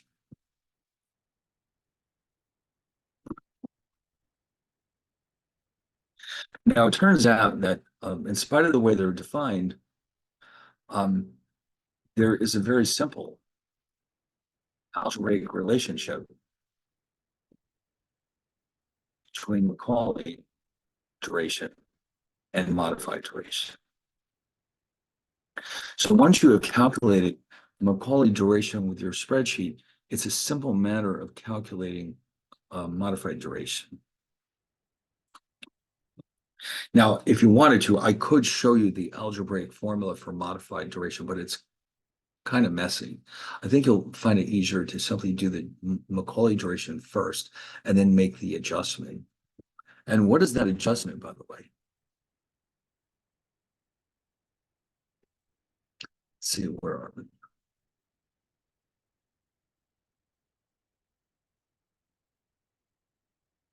Oh, yeah. All you have to do, we're going to go back to our spreadsheet right now and take care of that, is take the, actually, we're going to go directly to the annual version. We're going to take the Macaulay duration and we're going to divide it by 1 plus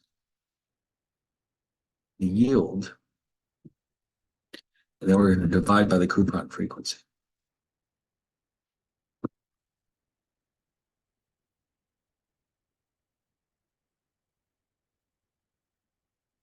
About 1.87 on an annual basis.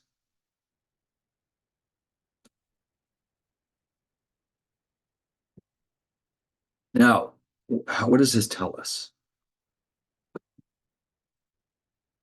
Well, so now the Macaulay duration basically tells us on average how long will it take to receive all the cash flows from this bond. So in other words, it's a very, in my opinion, awkward interpretation. It's hard to visualize what it's telling us. Whereas with the modified duration, it's easy to make sense out of it, because what it's actually saying to us is that a 1% change in yield will lead to a 1.87% change in price in the opposite direction. So it's very easy to visualize what that means. Okay, much easier than the Macaulay duration. So it means if yields go up 1%, I should expect my bonds price to drop by 1.87% approximately. I just want to mention that too. This is only an approximation. It's not exactly correct, but it's very close if the change in yield is very small.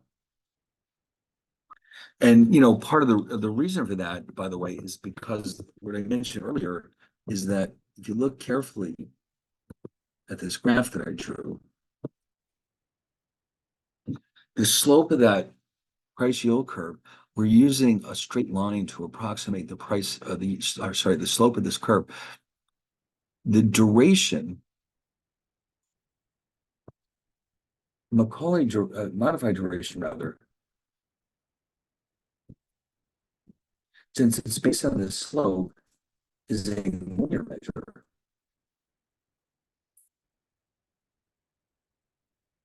The price yield curve is convex, which means it's curved. So in other words, you can see that the modified duration is only going to give us approximately the correct value that we need, because you're using a linear function to approximate a nonlinear function. So the results that it gives us are only approximately correct. Um, more so modified duration is most accurate for small changes in.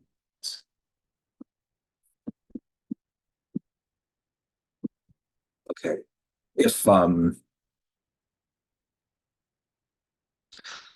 If yields and yields don't really change that much from one day to the next. You're never going to see like the Fed raising rates by 1%, for example. If they do, that usually is a signal to the market that something is horribly wrong. They're very reluctant to make such large moves. But if rates fluctuate by a fraction of a percent, then the modified duration will give us a pretty accurate look at what's going to happen to our bond prices. Okay, so but because it's easier to interpret what it means, then the modified duration is the one that's more popular in the bond markets. Macaulay duration is useful, but not as useful. On the other hand, it's easy to calculate the modified duration directly from Macaulay duration.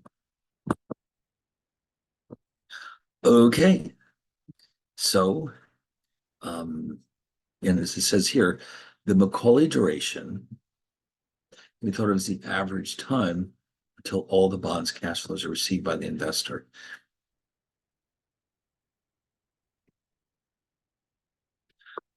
Now, what's good about one of the many advantages to using this approach, which you're not going to get with the elasticity, by the way, is that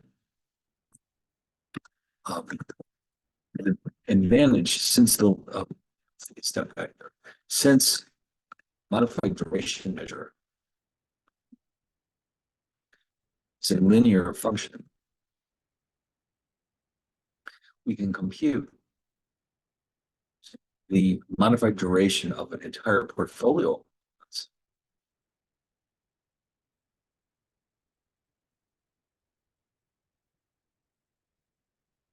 as a simple weighted average of the modified durations of the bonds in the portfolio. Okay.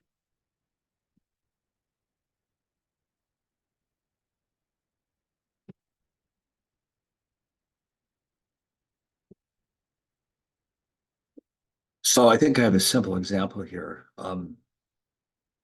Here it is. So let's say we've got, these are our numbers.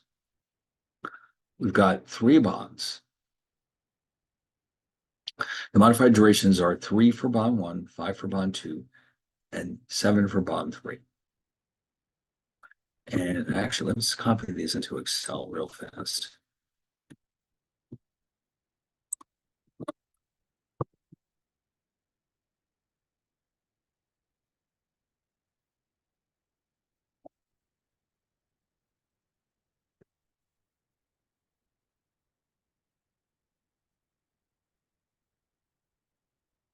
The first bond is 3 with $1 million value. Actually, that's supposed to be an integer.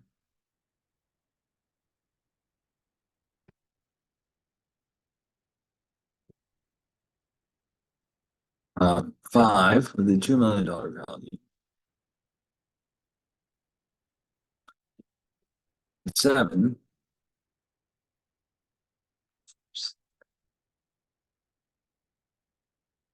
So for the entire portfolio, I don't want to just add these 3 up and divide by 3 because, that's what a simple average would be. But the bottom line is I have a lot more money invested in bonds 2 and 3 than in bond 1. So I have to take that into account somehow. So the dollar value of this portfolio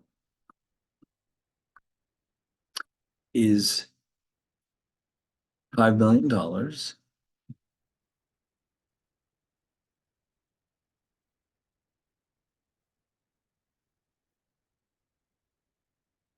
So I'm going to create a series of what are called weights.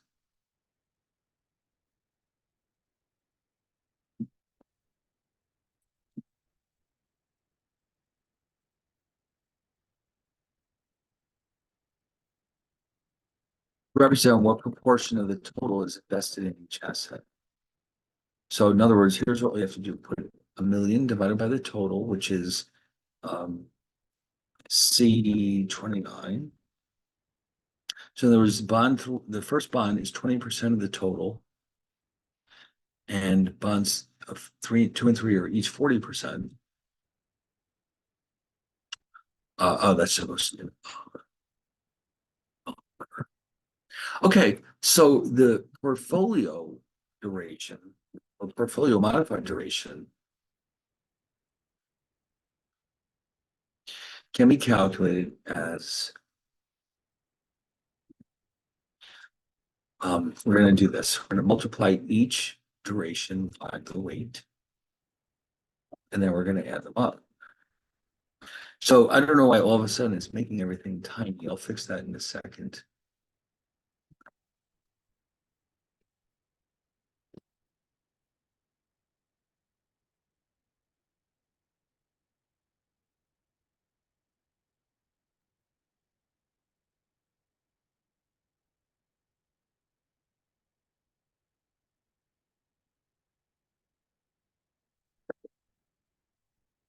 Okay, so in other words, if you notice, the average is 5.4. If I added these up and divided by 3, I would have 5. That would be wrong. So this is what we call a weighted average because it takes into account the fact that we have more money invested in bonds 2 and 3 than in 1, so they should account for more in that portfolio modified duration. So that means the entire portfolio will gain in value by 5.4% if yields in the economy drop by 1%, or vice versa. Now you can see why this is so helpful, because imagine myself thinking about buying more bonds for my portfolio. I need to know what impact that will have on the duration of the entire portfolio. So I can do that very quickly and easily with these calculations. I can say, well, if I buy this bond, what does it do to my risk? In other words, what does it do to my duration? So it's a very interesting measure. So we're going to do a quick example here. If you look up here, the yield change, we're going to assume a 1% change in yield. Now, the dollar change in the price, let me show you the formulas we're going to use.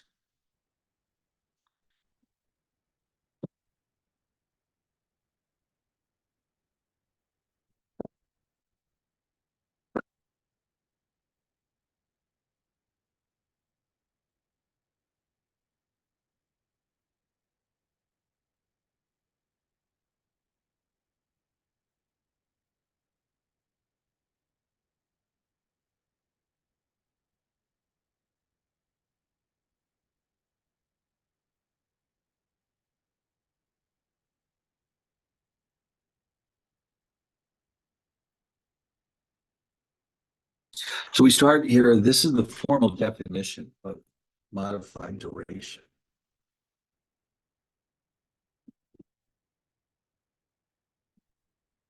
This is, you recognize this, the Greek letter delta. It represents the change.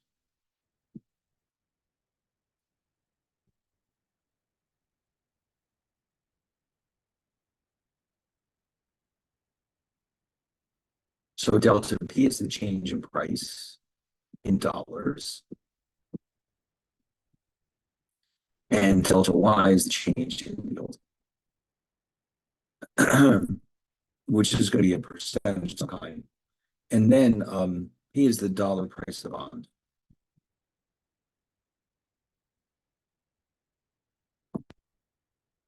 So I can rearrange this algebraically.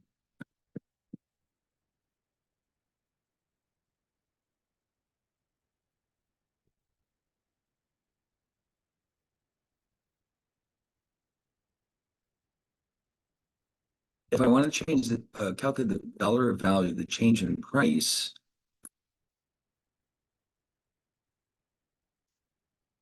which I want to do here, if I assume a 1% yield change, let's say it's positive one, that means an increase in yields. What does that do to my price in dollars? Well, what I can do is rearrange this definition algebraically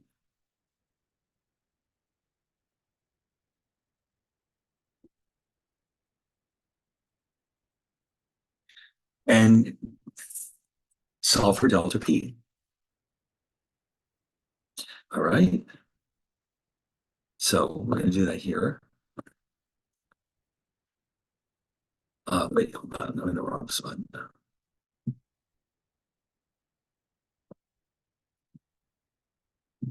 I don't need this.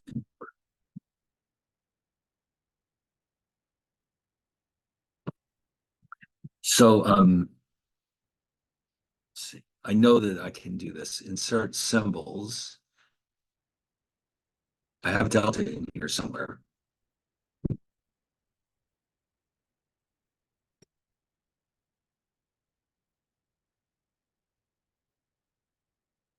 So it's refusing to insert. What the hell is going on? I don't know what's going on. Oh, it was going on. I just didn't notice it. All right. So delta P is negative D P delta Y.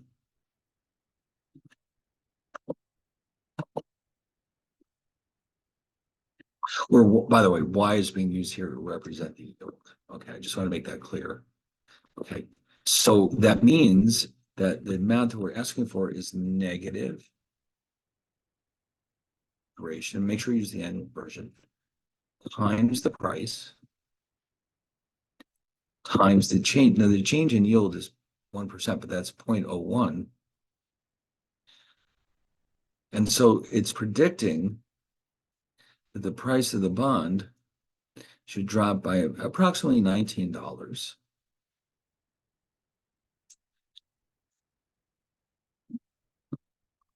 Okay, so actually let me turn that into currency.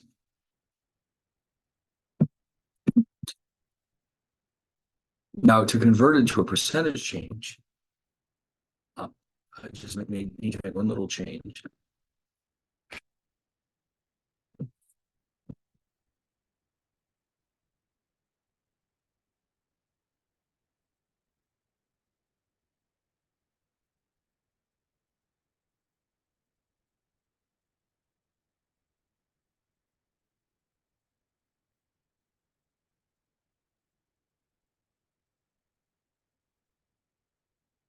Whoops, no.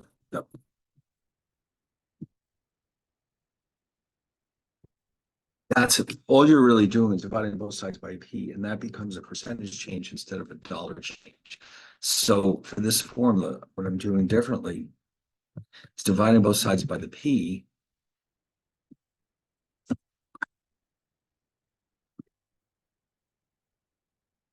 And so I end up with minus the duration, modified duration times delta Y.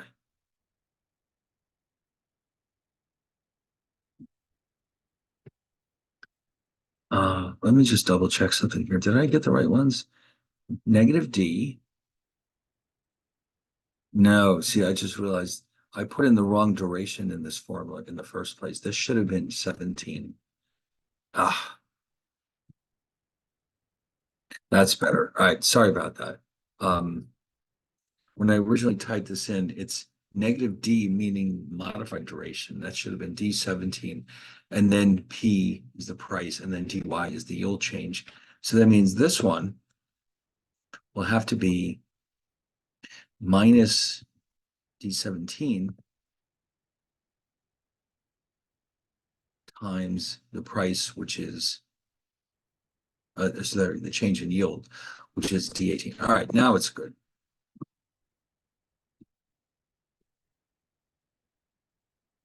to be a percent. Now, here's where we can put this to the test. If you notice, I'll make a little separate table here. When the yield is 5% on an annual basis, the price is 1018.80.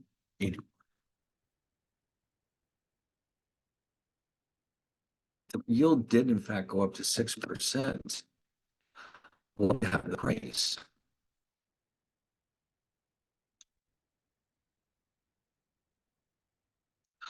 Let's find out. All you have to do is change this to 6. So the new price is, $1,000. Like that.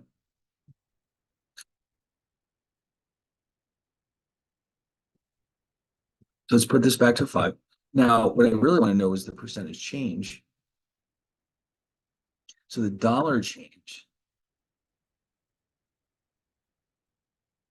is a loss of 1881. The predicted amount was 1904.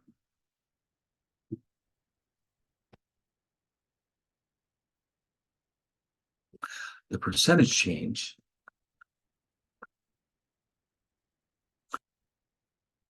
is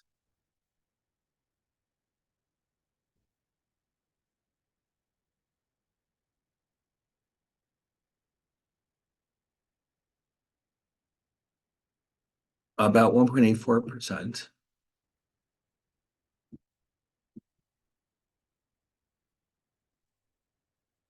And our measure predicted 1.87%. So they're pretty close. And if I change the yield by a smaller percentage, they would have been even closer. Okay, so in other words, these are the predictions. These are the predictions, and these are the actual changes. You can see, not bad. Now, there's other things we can do with our duration measure. I mean, other calculations we can use, but in a nutshell, it's helping us understand how much or what's likely to happen to our bonds if interest rates change in the marketplace. Obviously, this is critically important information for what we're doing. Okay. That was a lot.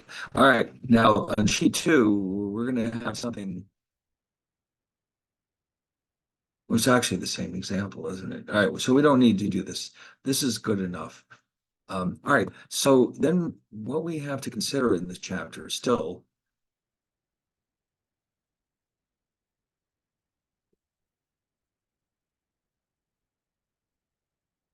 I think we're done with chapter 8. All right, I'll tell you what. Now I can see I spilled over a little bit. Normally would have had a break a little sooner.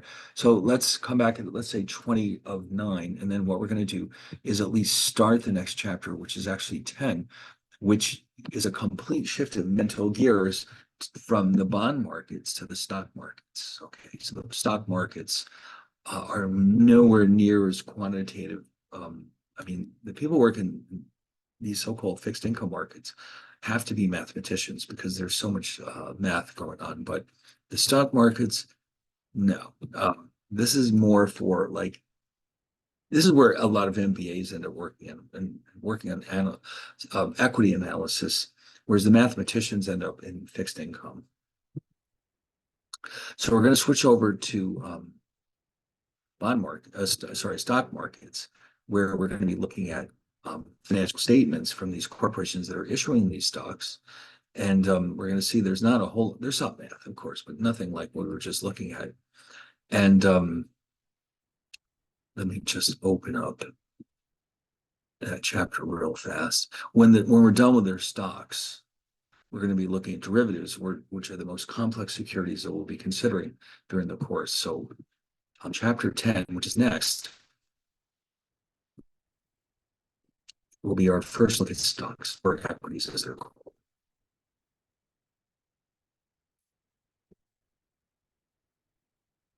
Yes. All right. So we'll knock it off for about half an hour, and because we need to recover from this and we need to eat or drink or whatever, when we get back, we'll start our discussion about stocks. Okay. All right. So see you in a while.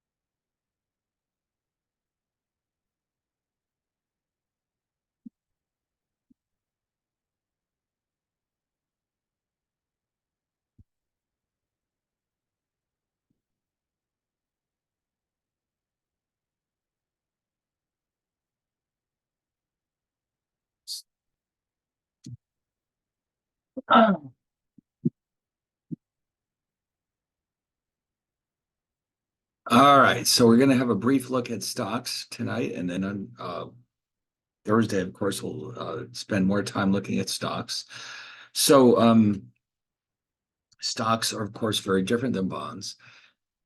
Corporations issue stocks only. Governments don't have stocks, unlike bonds.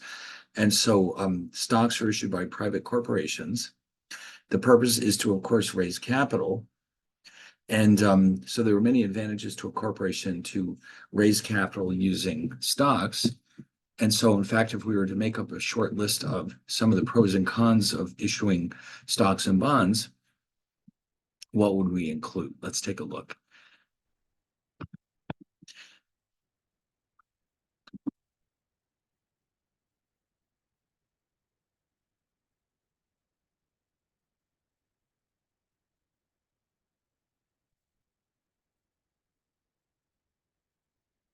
All right. Well, of course, a stock is a um, represents partial ownership of a corporation. In other words, when you buy a share of stock, you're literally buying a piece of that company, which means that you are one of the owners. You get to vote in the stockholder meetings, and you get to share the profits in the form of higher stock prices. You may also receive dividends if you're lucky. So you're a part of the company. Now, in general, stocks tend to earn a higher rate of return than bonds, although they typically are much riskier than bonds rather, because their prices can change quite dramatically in a very short period of time. Bonds, not so much. Bonds prices are pretty stable, unless there's an actual credit event. Most bond prices don't change that much over time. Certainly, we know that when rates go up, bond prices can go down, but the percentage is fairly small compared to the way stocks can crash when things aren't going well in the economy. So a stock represents partial ownership of a corporation. And by the way, this is why stocks are often referred to as equity, because they literally are a type of equity in the company.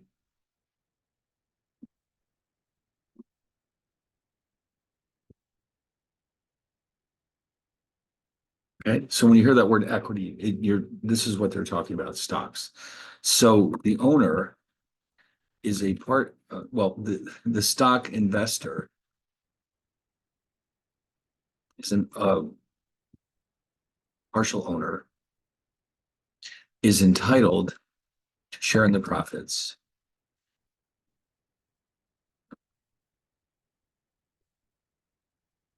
of the corporation in the form of capital gains on the stock and dividend payments, if any. Now, dividends, the thing about dividends is that they're not required. There's no legal obligation for a corporation to pay dividends. And realistically, it's getting to the point where not a huge percentage of corporations in the US are paying dividends. And even when they do, they're not very significant. If you're not sure, for example, let's take a look at Apple.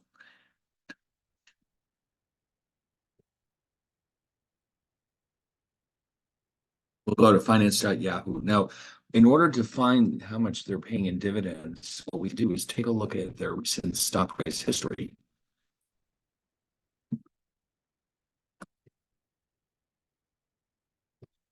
And hold on. Here we go. So if you look at the history of the stock price, we'll scroll down a ways and find the last time Apple issued a dividend. On it's being slow.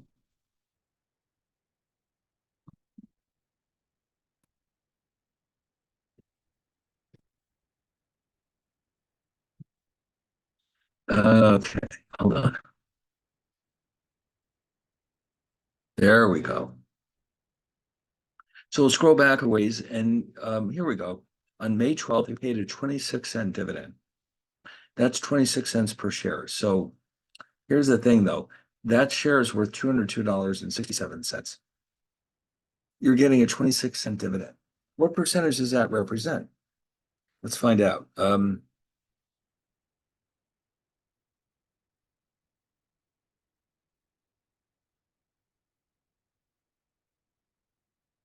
That is 0.13%. Now, even though that payment will probably be made 4 times, in other words, every quarter dividends are declared. Even on an annual basis, by multiplying this by 4, we're looking at about 0.5%. So that's a very small amount. That's less than you're getting in a checking account versus, well, all right, maybe not a checking account, but certainly a savings account. So the dividends for most corporations are quite small. And in fact, many corporations don't bother to pay them at all, although there are exceptions. For example, Coca-Cola. If you buy Coca-Cola,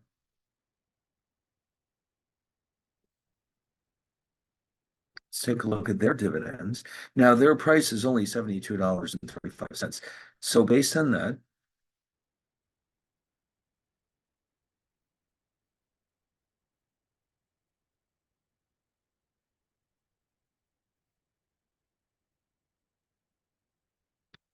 here we go.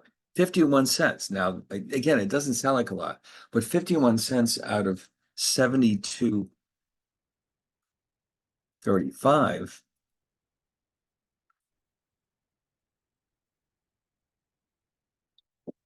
is about 0.007, 0.7%. If you multiply that by 4, it's close to 3%. And that's a little bit different because, let's face it, that's around what you're getting on a savings account. But the thing is, with a stock like this, you're getting that dividend payment, and there's always the potential for capital gains. This is a stock of a very successful company. What happens if the price goes up $10 even? That's another 14% added to your rate of return. Now, Coca-Cola is an interesting case because probably know that Coca-Cola started in the 1890s. Turns out all those years, they've never missed a dividend payment. They've made every single quarterly dividend payment since those early days in the 1890s. That's kind of unusual, let's just say, in this day and age. So you never know. But dividends are not a large percentage of the rate of return earned by investors in stocks. That's not usually the main reason you buy stocks. If you want income, you're probably better off buying bonds, where you could get, let's say, an Apple bond. Let's see, where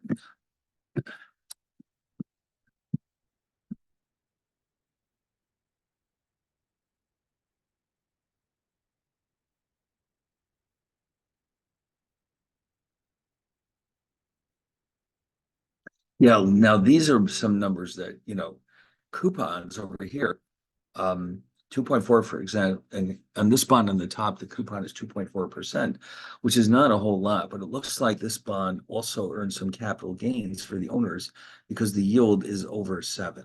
Okay. So that means that if you're the owner of this Apple bond, at the very least, you'll get a 2.4% coupon, which is a lot higher than their dividend yield. But with the stock, if the price goes up, that's going to be part of your rate of return. With a bond, that's not as likely to happen. So, in other words, if you buy the bond, you're essentially counting on that income from the coupons and maybe some capital gains. If you buy the stock, you're not really hoping to get a lot of cash flows from those dividends, but you are hoping to get large capital gains. So, the two securities, bonds and stocks, are going to appeal to different investors. Investors who are playing it safe, for whatever reason, are more likely to buy the bonds. Those who are willing to gamble a little bit are the ones who are probably buy the stocks. So from the perspective of the corporation, though, one of the good things about stocks is that there's no payments that are ever actually required. So in other words, you're collecting money from the investors and you decide what to do with it. But there's no legal obligation to make any cash flows to these stockholders. So from the perspective of the corporation, there are no obligatory stock cash flows to the investors. Dividends are optional. And the investor buys the stock for the sole main purpose of earning capital gains. Those aren't coming out of the pockets of the corporation. That comes about because the price of the stock goes up in the marketplace. This means that issuing stocks is, well, it does not carry any bankruptcy risk. Let's put it that way. It doesn't mean there's no risk. It means there's not exposed a corporation to bankruptcy risk. The unfortunate side of this, though, is that issuing stocks means sharing profits with a larger pool of owners. So if you already own a large number of shares of Apple, let's say Apple stock, and the company issues more shares, that means that your percentage of the ownership is going to go down.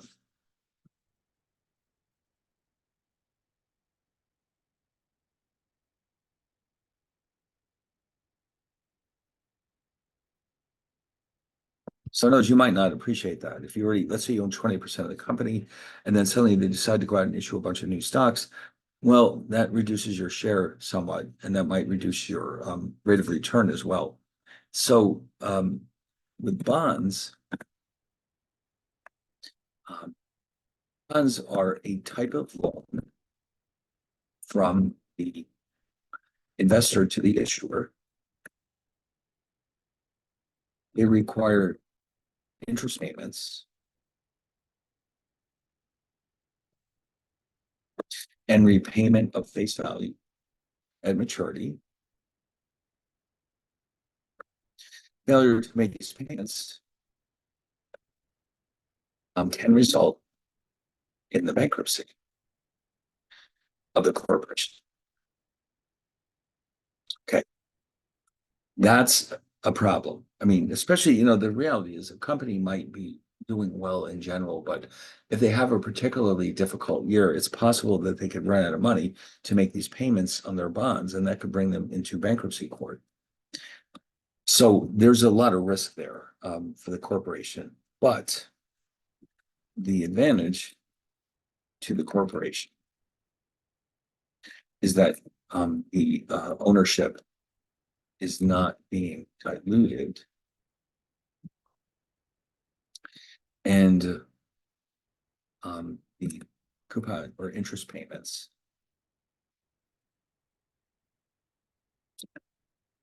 are tax deductible. So that saves them an awful lot of money.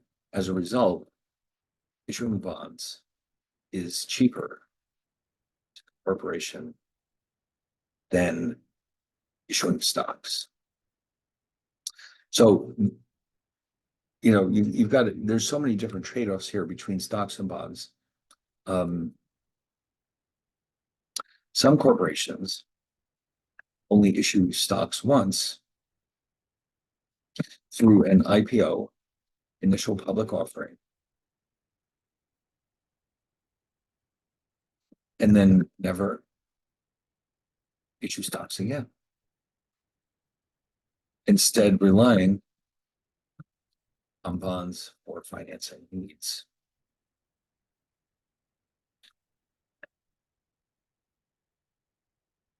You run into that sometimes. You get these corporations who issue bond stocks, and that's it. Never again. The owners are the ones who own those shares, and no more will ever be issued. But you also get the other extreme. Some corporations have little or no debt, preferring to rely on to raise capital. So Apple is one of those companies. They have very, very little debt compared to the size of the company. And they just simply would rather not borrow money by issuing bonds. They would rather just share the wealth by selling shares of stock. Okay. So there are good things and bad things from the perspective of the issuers and from the perspective of the investors. But both are very, very popular. The size of the bond markets, the size of the stock markets is astronomical. All right. Anyway, with all that being said, so we're going to focus now our attention on stocks. Now, of course, stocks, from the perspective of an investor, stocks traditionally provide the highest return of all securities in the market over an extended period of time. That's especially stocks of small capitalization corporations. In other words, if you really want to make the most money, you're probably better off buying stocks of relatively small companies because they are the ones who traditionally do the best. Okay, so market capitalization, as we'll see in a few minutes, refers to the dollar value of a corporation's outstanding stocks.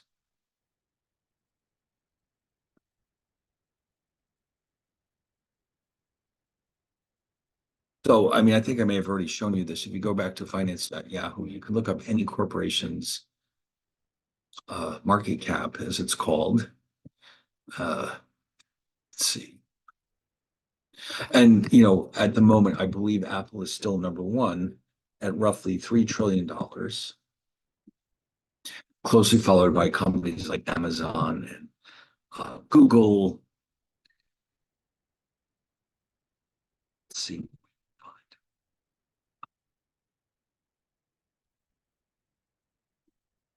And Microsoft.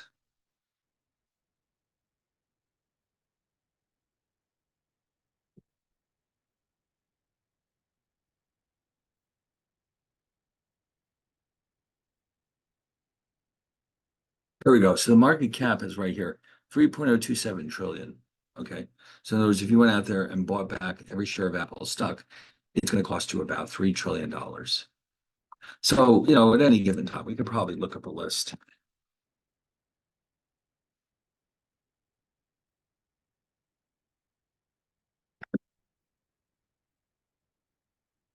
And, of course, this changes. Here we go. So, look at that. Apple's only number 3. I forgot about NVIDIA. Interesting enough, now NVIDIA, among other things, makes computer chips, but they make chips that are specifically intended for artificial intelligence applications. And you can imagine it's getting to the point, of course, where everything is somehow tied to artificial intelligence. So companies like that are probably going to do rather well in the future. And of course, you have the other big boys like Microsoft and Apple and Amazon and Alphabet, which is Google, Meta, which is Facebook. I don't know this company, Berkshire Hathaway, Tesla, etc. So these are the large cap. And by the way, the Standard & Poor's 500 consists of the 500 largest U.S. corporations ranked by market cap. We could go look up a list of all those companies, but we don't need to. So instead, I'd like to see how these companies did today. If you go to CNBC.com, we can quickly see how the markets did today. Although at this hour of the night, they're probably just going to show us the futures prices for tomorrow. Yeah. So yeah, so the next inflation report is going to come out soon. Ooh, look at that.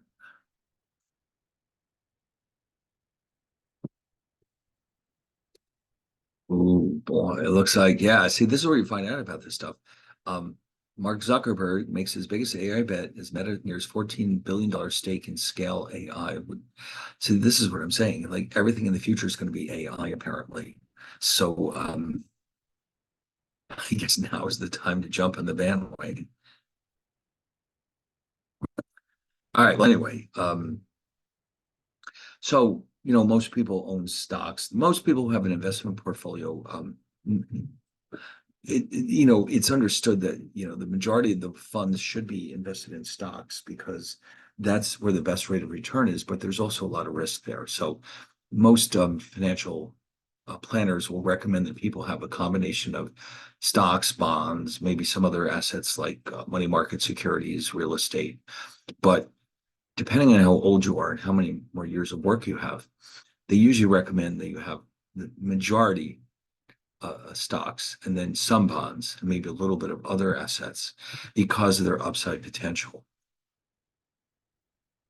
Now, I think I every time I look for this, I can't seem to find it anymore. It used to be that you could find these wonderful charts where they would show the long-term returns of all these assets. You know,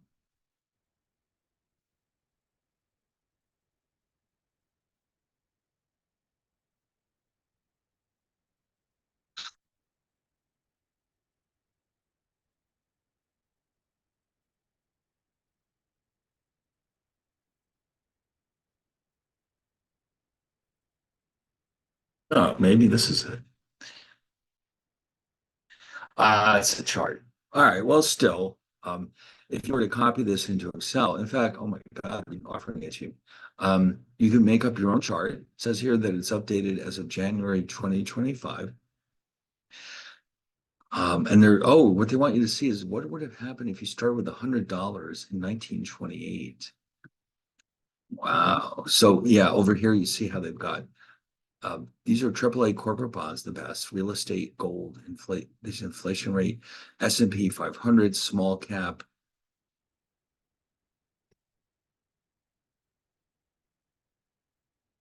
So small cap, this one on the far right. Uh,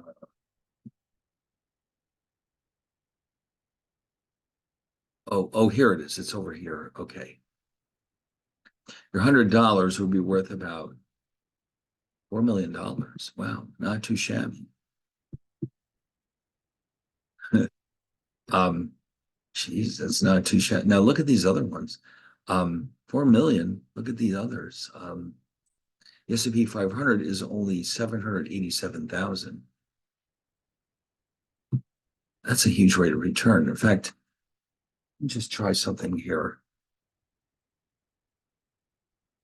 I'm going to quickly estimate the average rate of return from these numbers.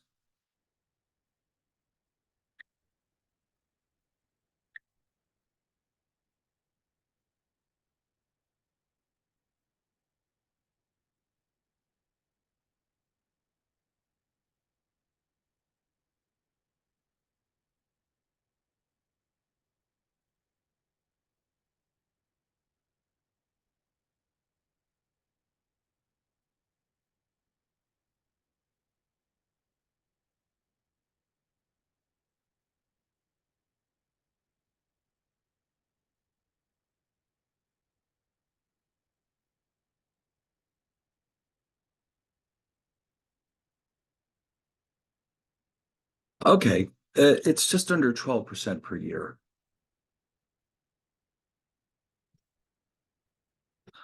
which means you're basically doubling your money every 6 years. Not bad, huh? So,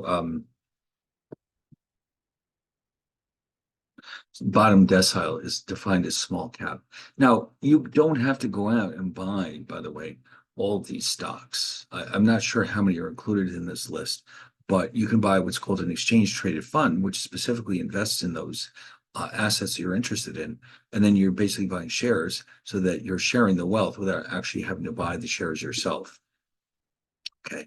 Gold. What about they only, oh my God, they only went up to 10,000. Um, T-bills, 22. Yeah, AAA corporate bonds, 49,000. Yeah, it's clear the big winner is the small cap stocks. Now, keep in mind, those are the relatively new companies. Those are the ones that tend to innovate the most, they have the most exciting new products, and so they're the ones that experience the most growth. That's part of the reason why they're so successful. Um, yes. So anyway, now here's an important thing that most people are not aware of. When you buy stocks, you're not actually buying them directly from the issuing corporation. You're buying them from somebody else who already owns them. So what happens here is that if a corporation wants to issue shares of stock, they go into the market and they find an investment bank who acts as an underwriter. And so what typically happens is either the underwriter sells the shares for a fee, or the underwriter actually buys the shares and then they sell them to their own clients, hopefully at a profit. And they also charge a fee, of course. So the underwriters are the ones who actually issue the shares. So when the underwriters buy the shares directly from the corporation, that's called the primary market. And then in the market where investors buy and sell them from each other, where there's no new funds are being raised for the corporation, we call that the secondary market. So if I tomorrow, go out and buy shares of Apple stock, I'm not putting any more money into the pockets of Apple. Instead of putting it into the pockets of the previous owner. Okay, that part is gone. All right. Somewhere along the way, those shares were issued by to an investment bank who acts as an underwriter and takes responsibility for selling those shares.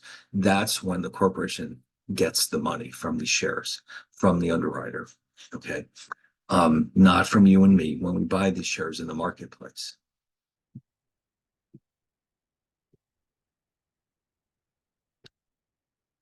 Now, of course, stock exchanges are becoming a little bit of an anachronism.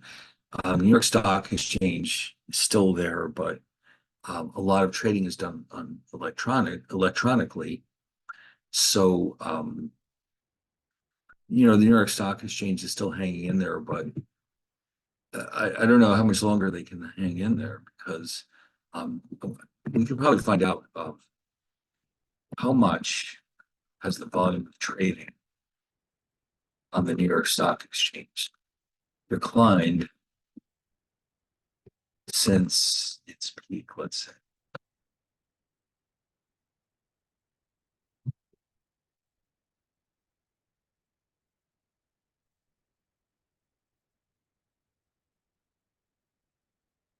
So what I'm trying to find out is the actual trading of actual traders, people on the floor trading directly with each other compared to electronically.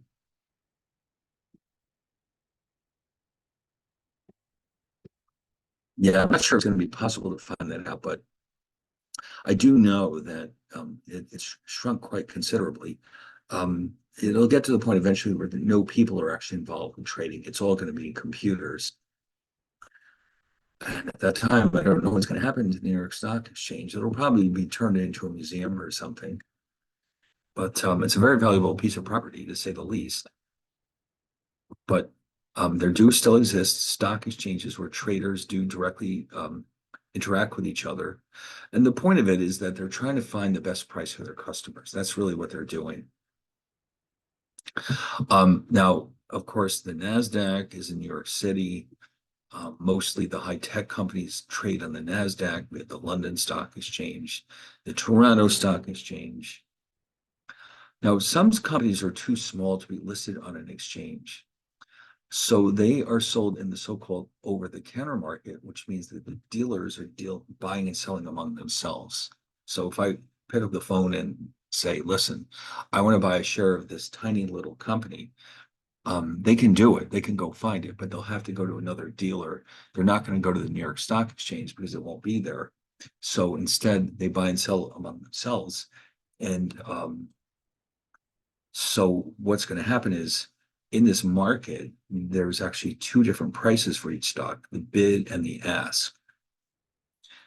Like for example, if in this scenario, a dealer, a market maker might say, listen, I will buy Apple stock from you for $120, and you can buy it from me for $122. And the difference is the bid-ask spread, and that's where my money comes from. Okay, so all day long, I'm willing to buy or sell with anyone who comes along, but I have to make a profit. So I'm going to buy at a low price and sell at a high price. That's the only way I can survive. So this is what we mean by a bid-ask market. This is how it works with these so-called dealer markets. Another example of this would be the foreign exchange markets. Whenever you've traveled abroad, you probably noticed this. You're buying a foreign currency, you're going to pay a much higher price than if you're selling one. And the difference can be quite considerable too.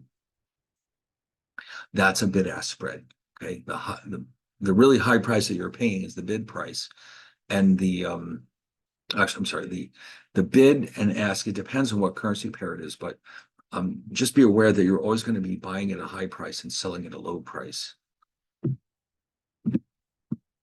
All right. The market maker is the one who stands ready to buy or sell any stock that they have. They don't necessarily carry every single stock, but they are the ones who are making the market, meaning that anyone who needs to buy can come to them, and anyone who needs to sell. Oh yeah, speak of foreign exchange. Let's say that you need British pounds. You're about to take a wonderful trip to London, and here's the quotes you're given. So the dealer will pay you $1.20 if you want to trade your pounds for dollars. But if you need to use your dollars to buy pounds, you're going to pay $1.24. By the way, the size of this bid-ask spread depends on the size of the transaction. For small amounts, the bid-ask spread can be quite large.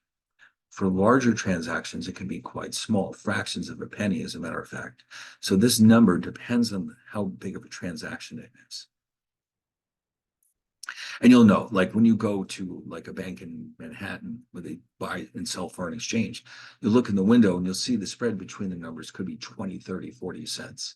So that's because they expect you to buy a small amount. But if a major corporation needs to buy 1,000,000 pounds, then the bid-ask spread will be very small. Okay. So, all right. Anyway, where are we? So we have quite a ways to go here. So the pricing issues, I think, are going to come up in chapter 11. So here we're just introducing stocks and stock markets. And you can see already that this is a lot less quantitative than what we were doing with the bond markets. But and then we're going to at some point actually take a look at corporations' financial statements, so we can see where all the information is that we need to analyze the value of the stock. So I think we can say that for Thursday. So we'll stop it right here, and I'll see everyone on Thursday night. Thanks, Professor. Have a good night. Okay, good night.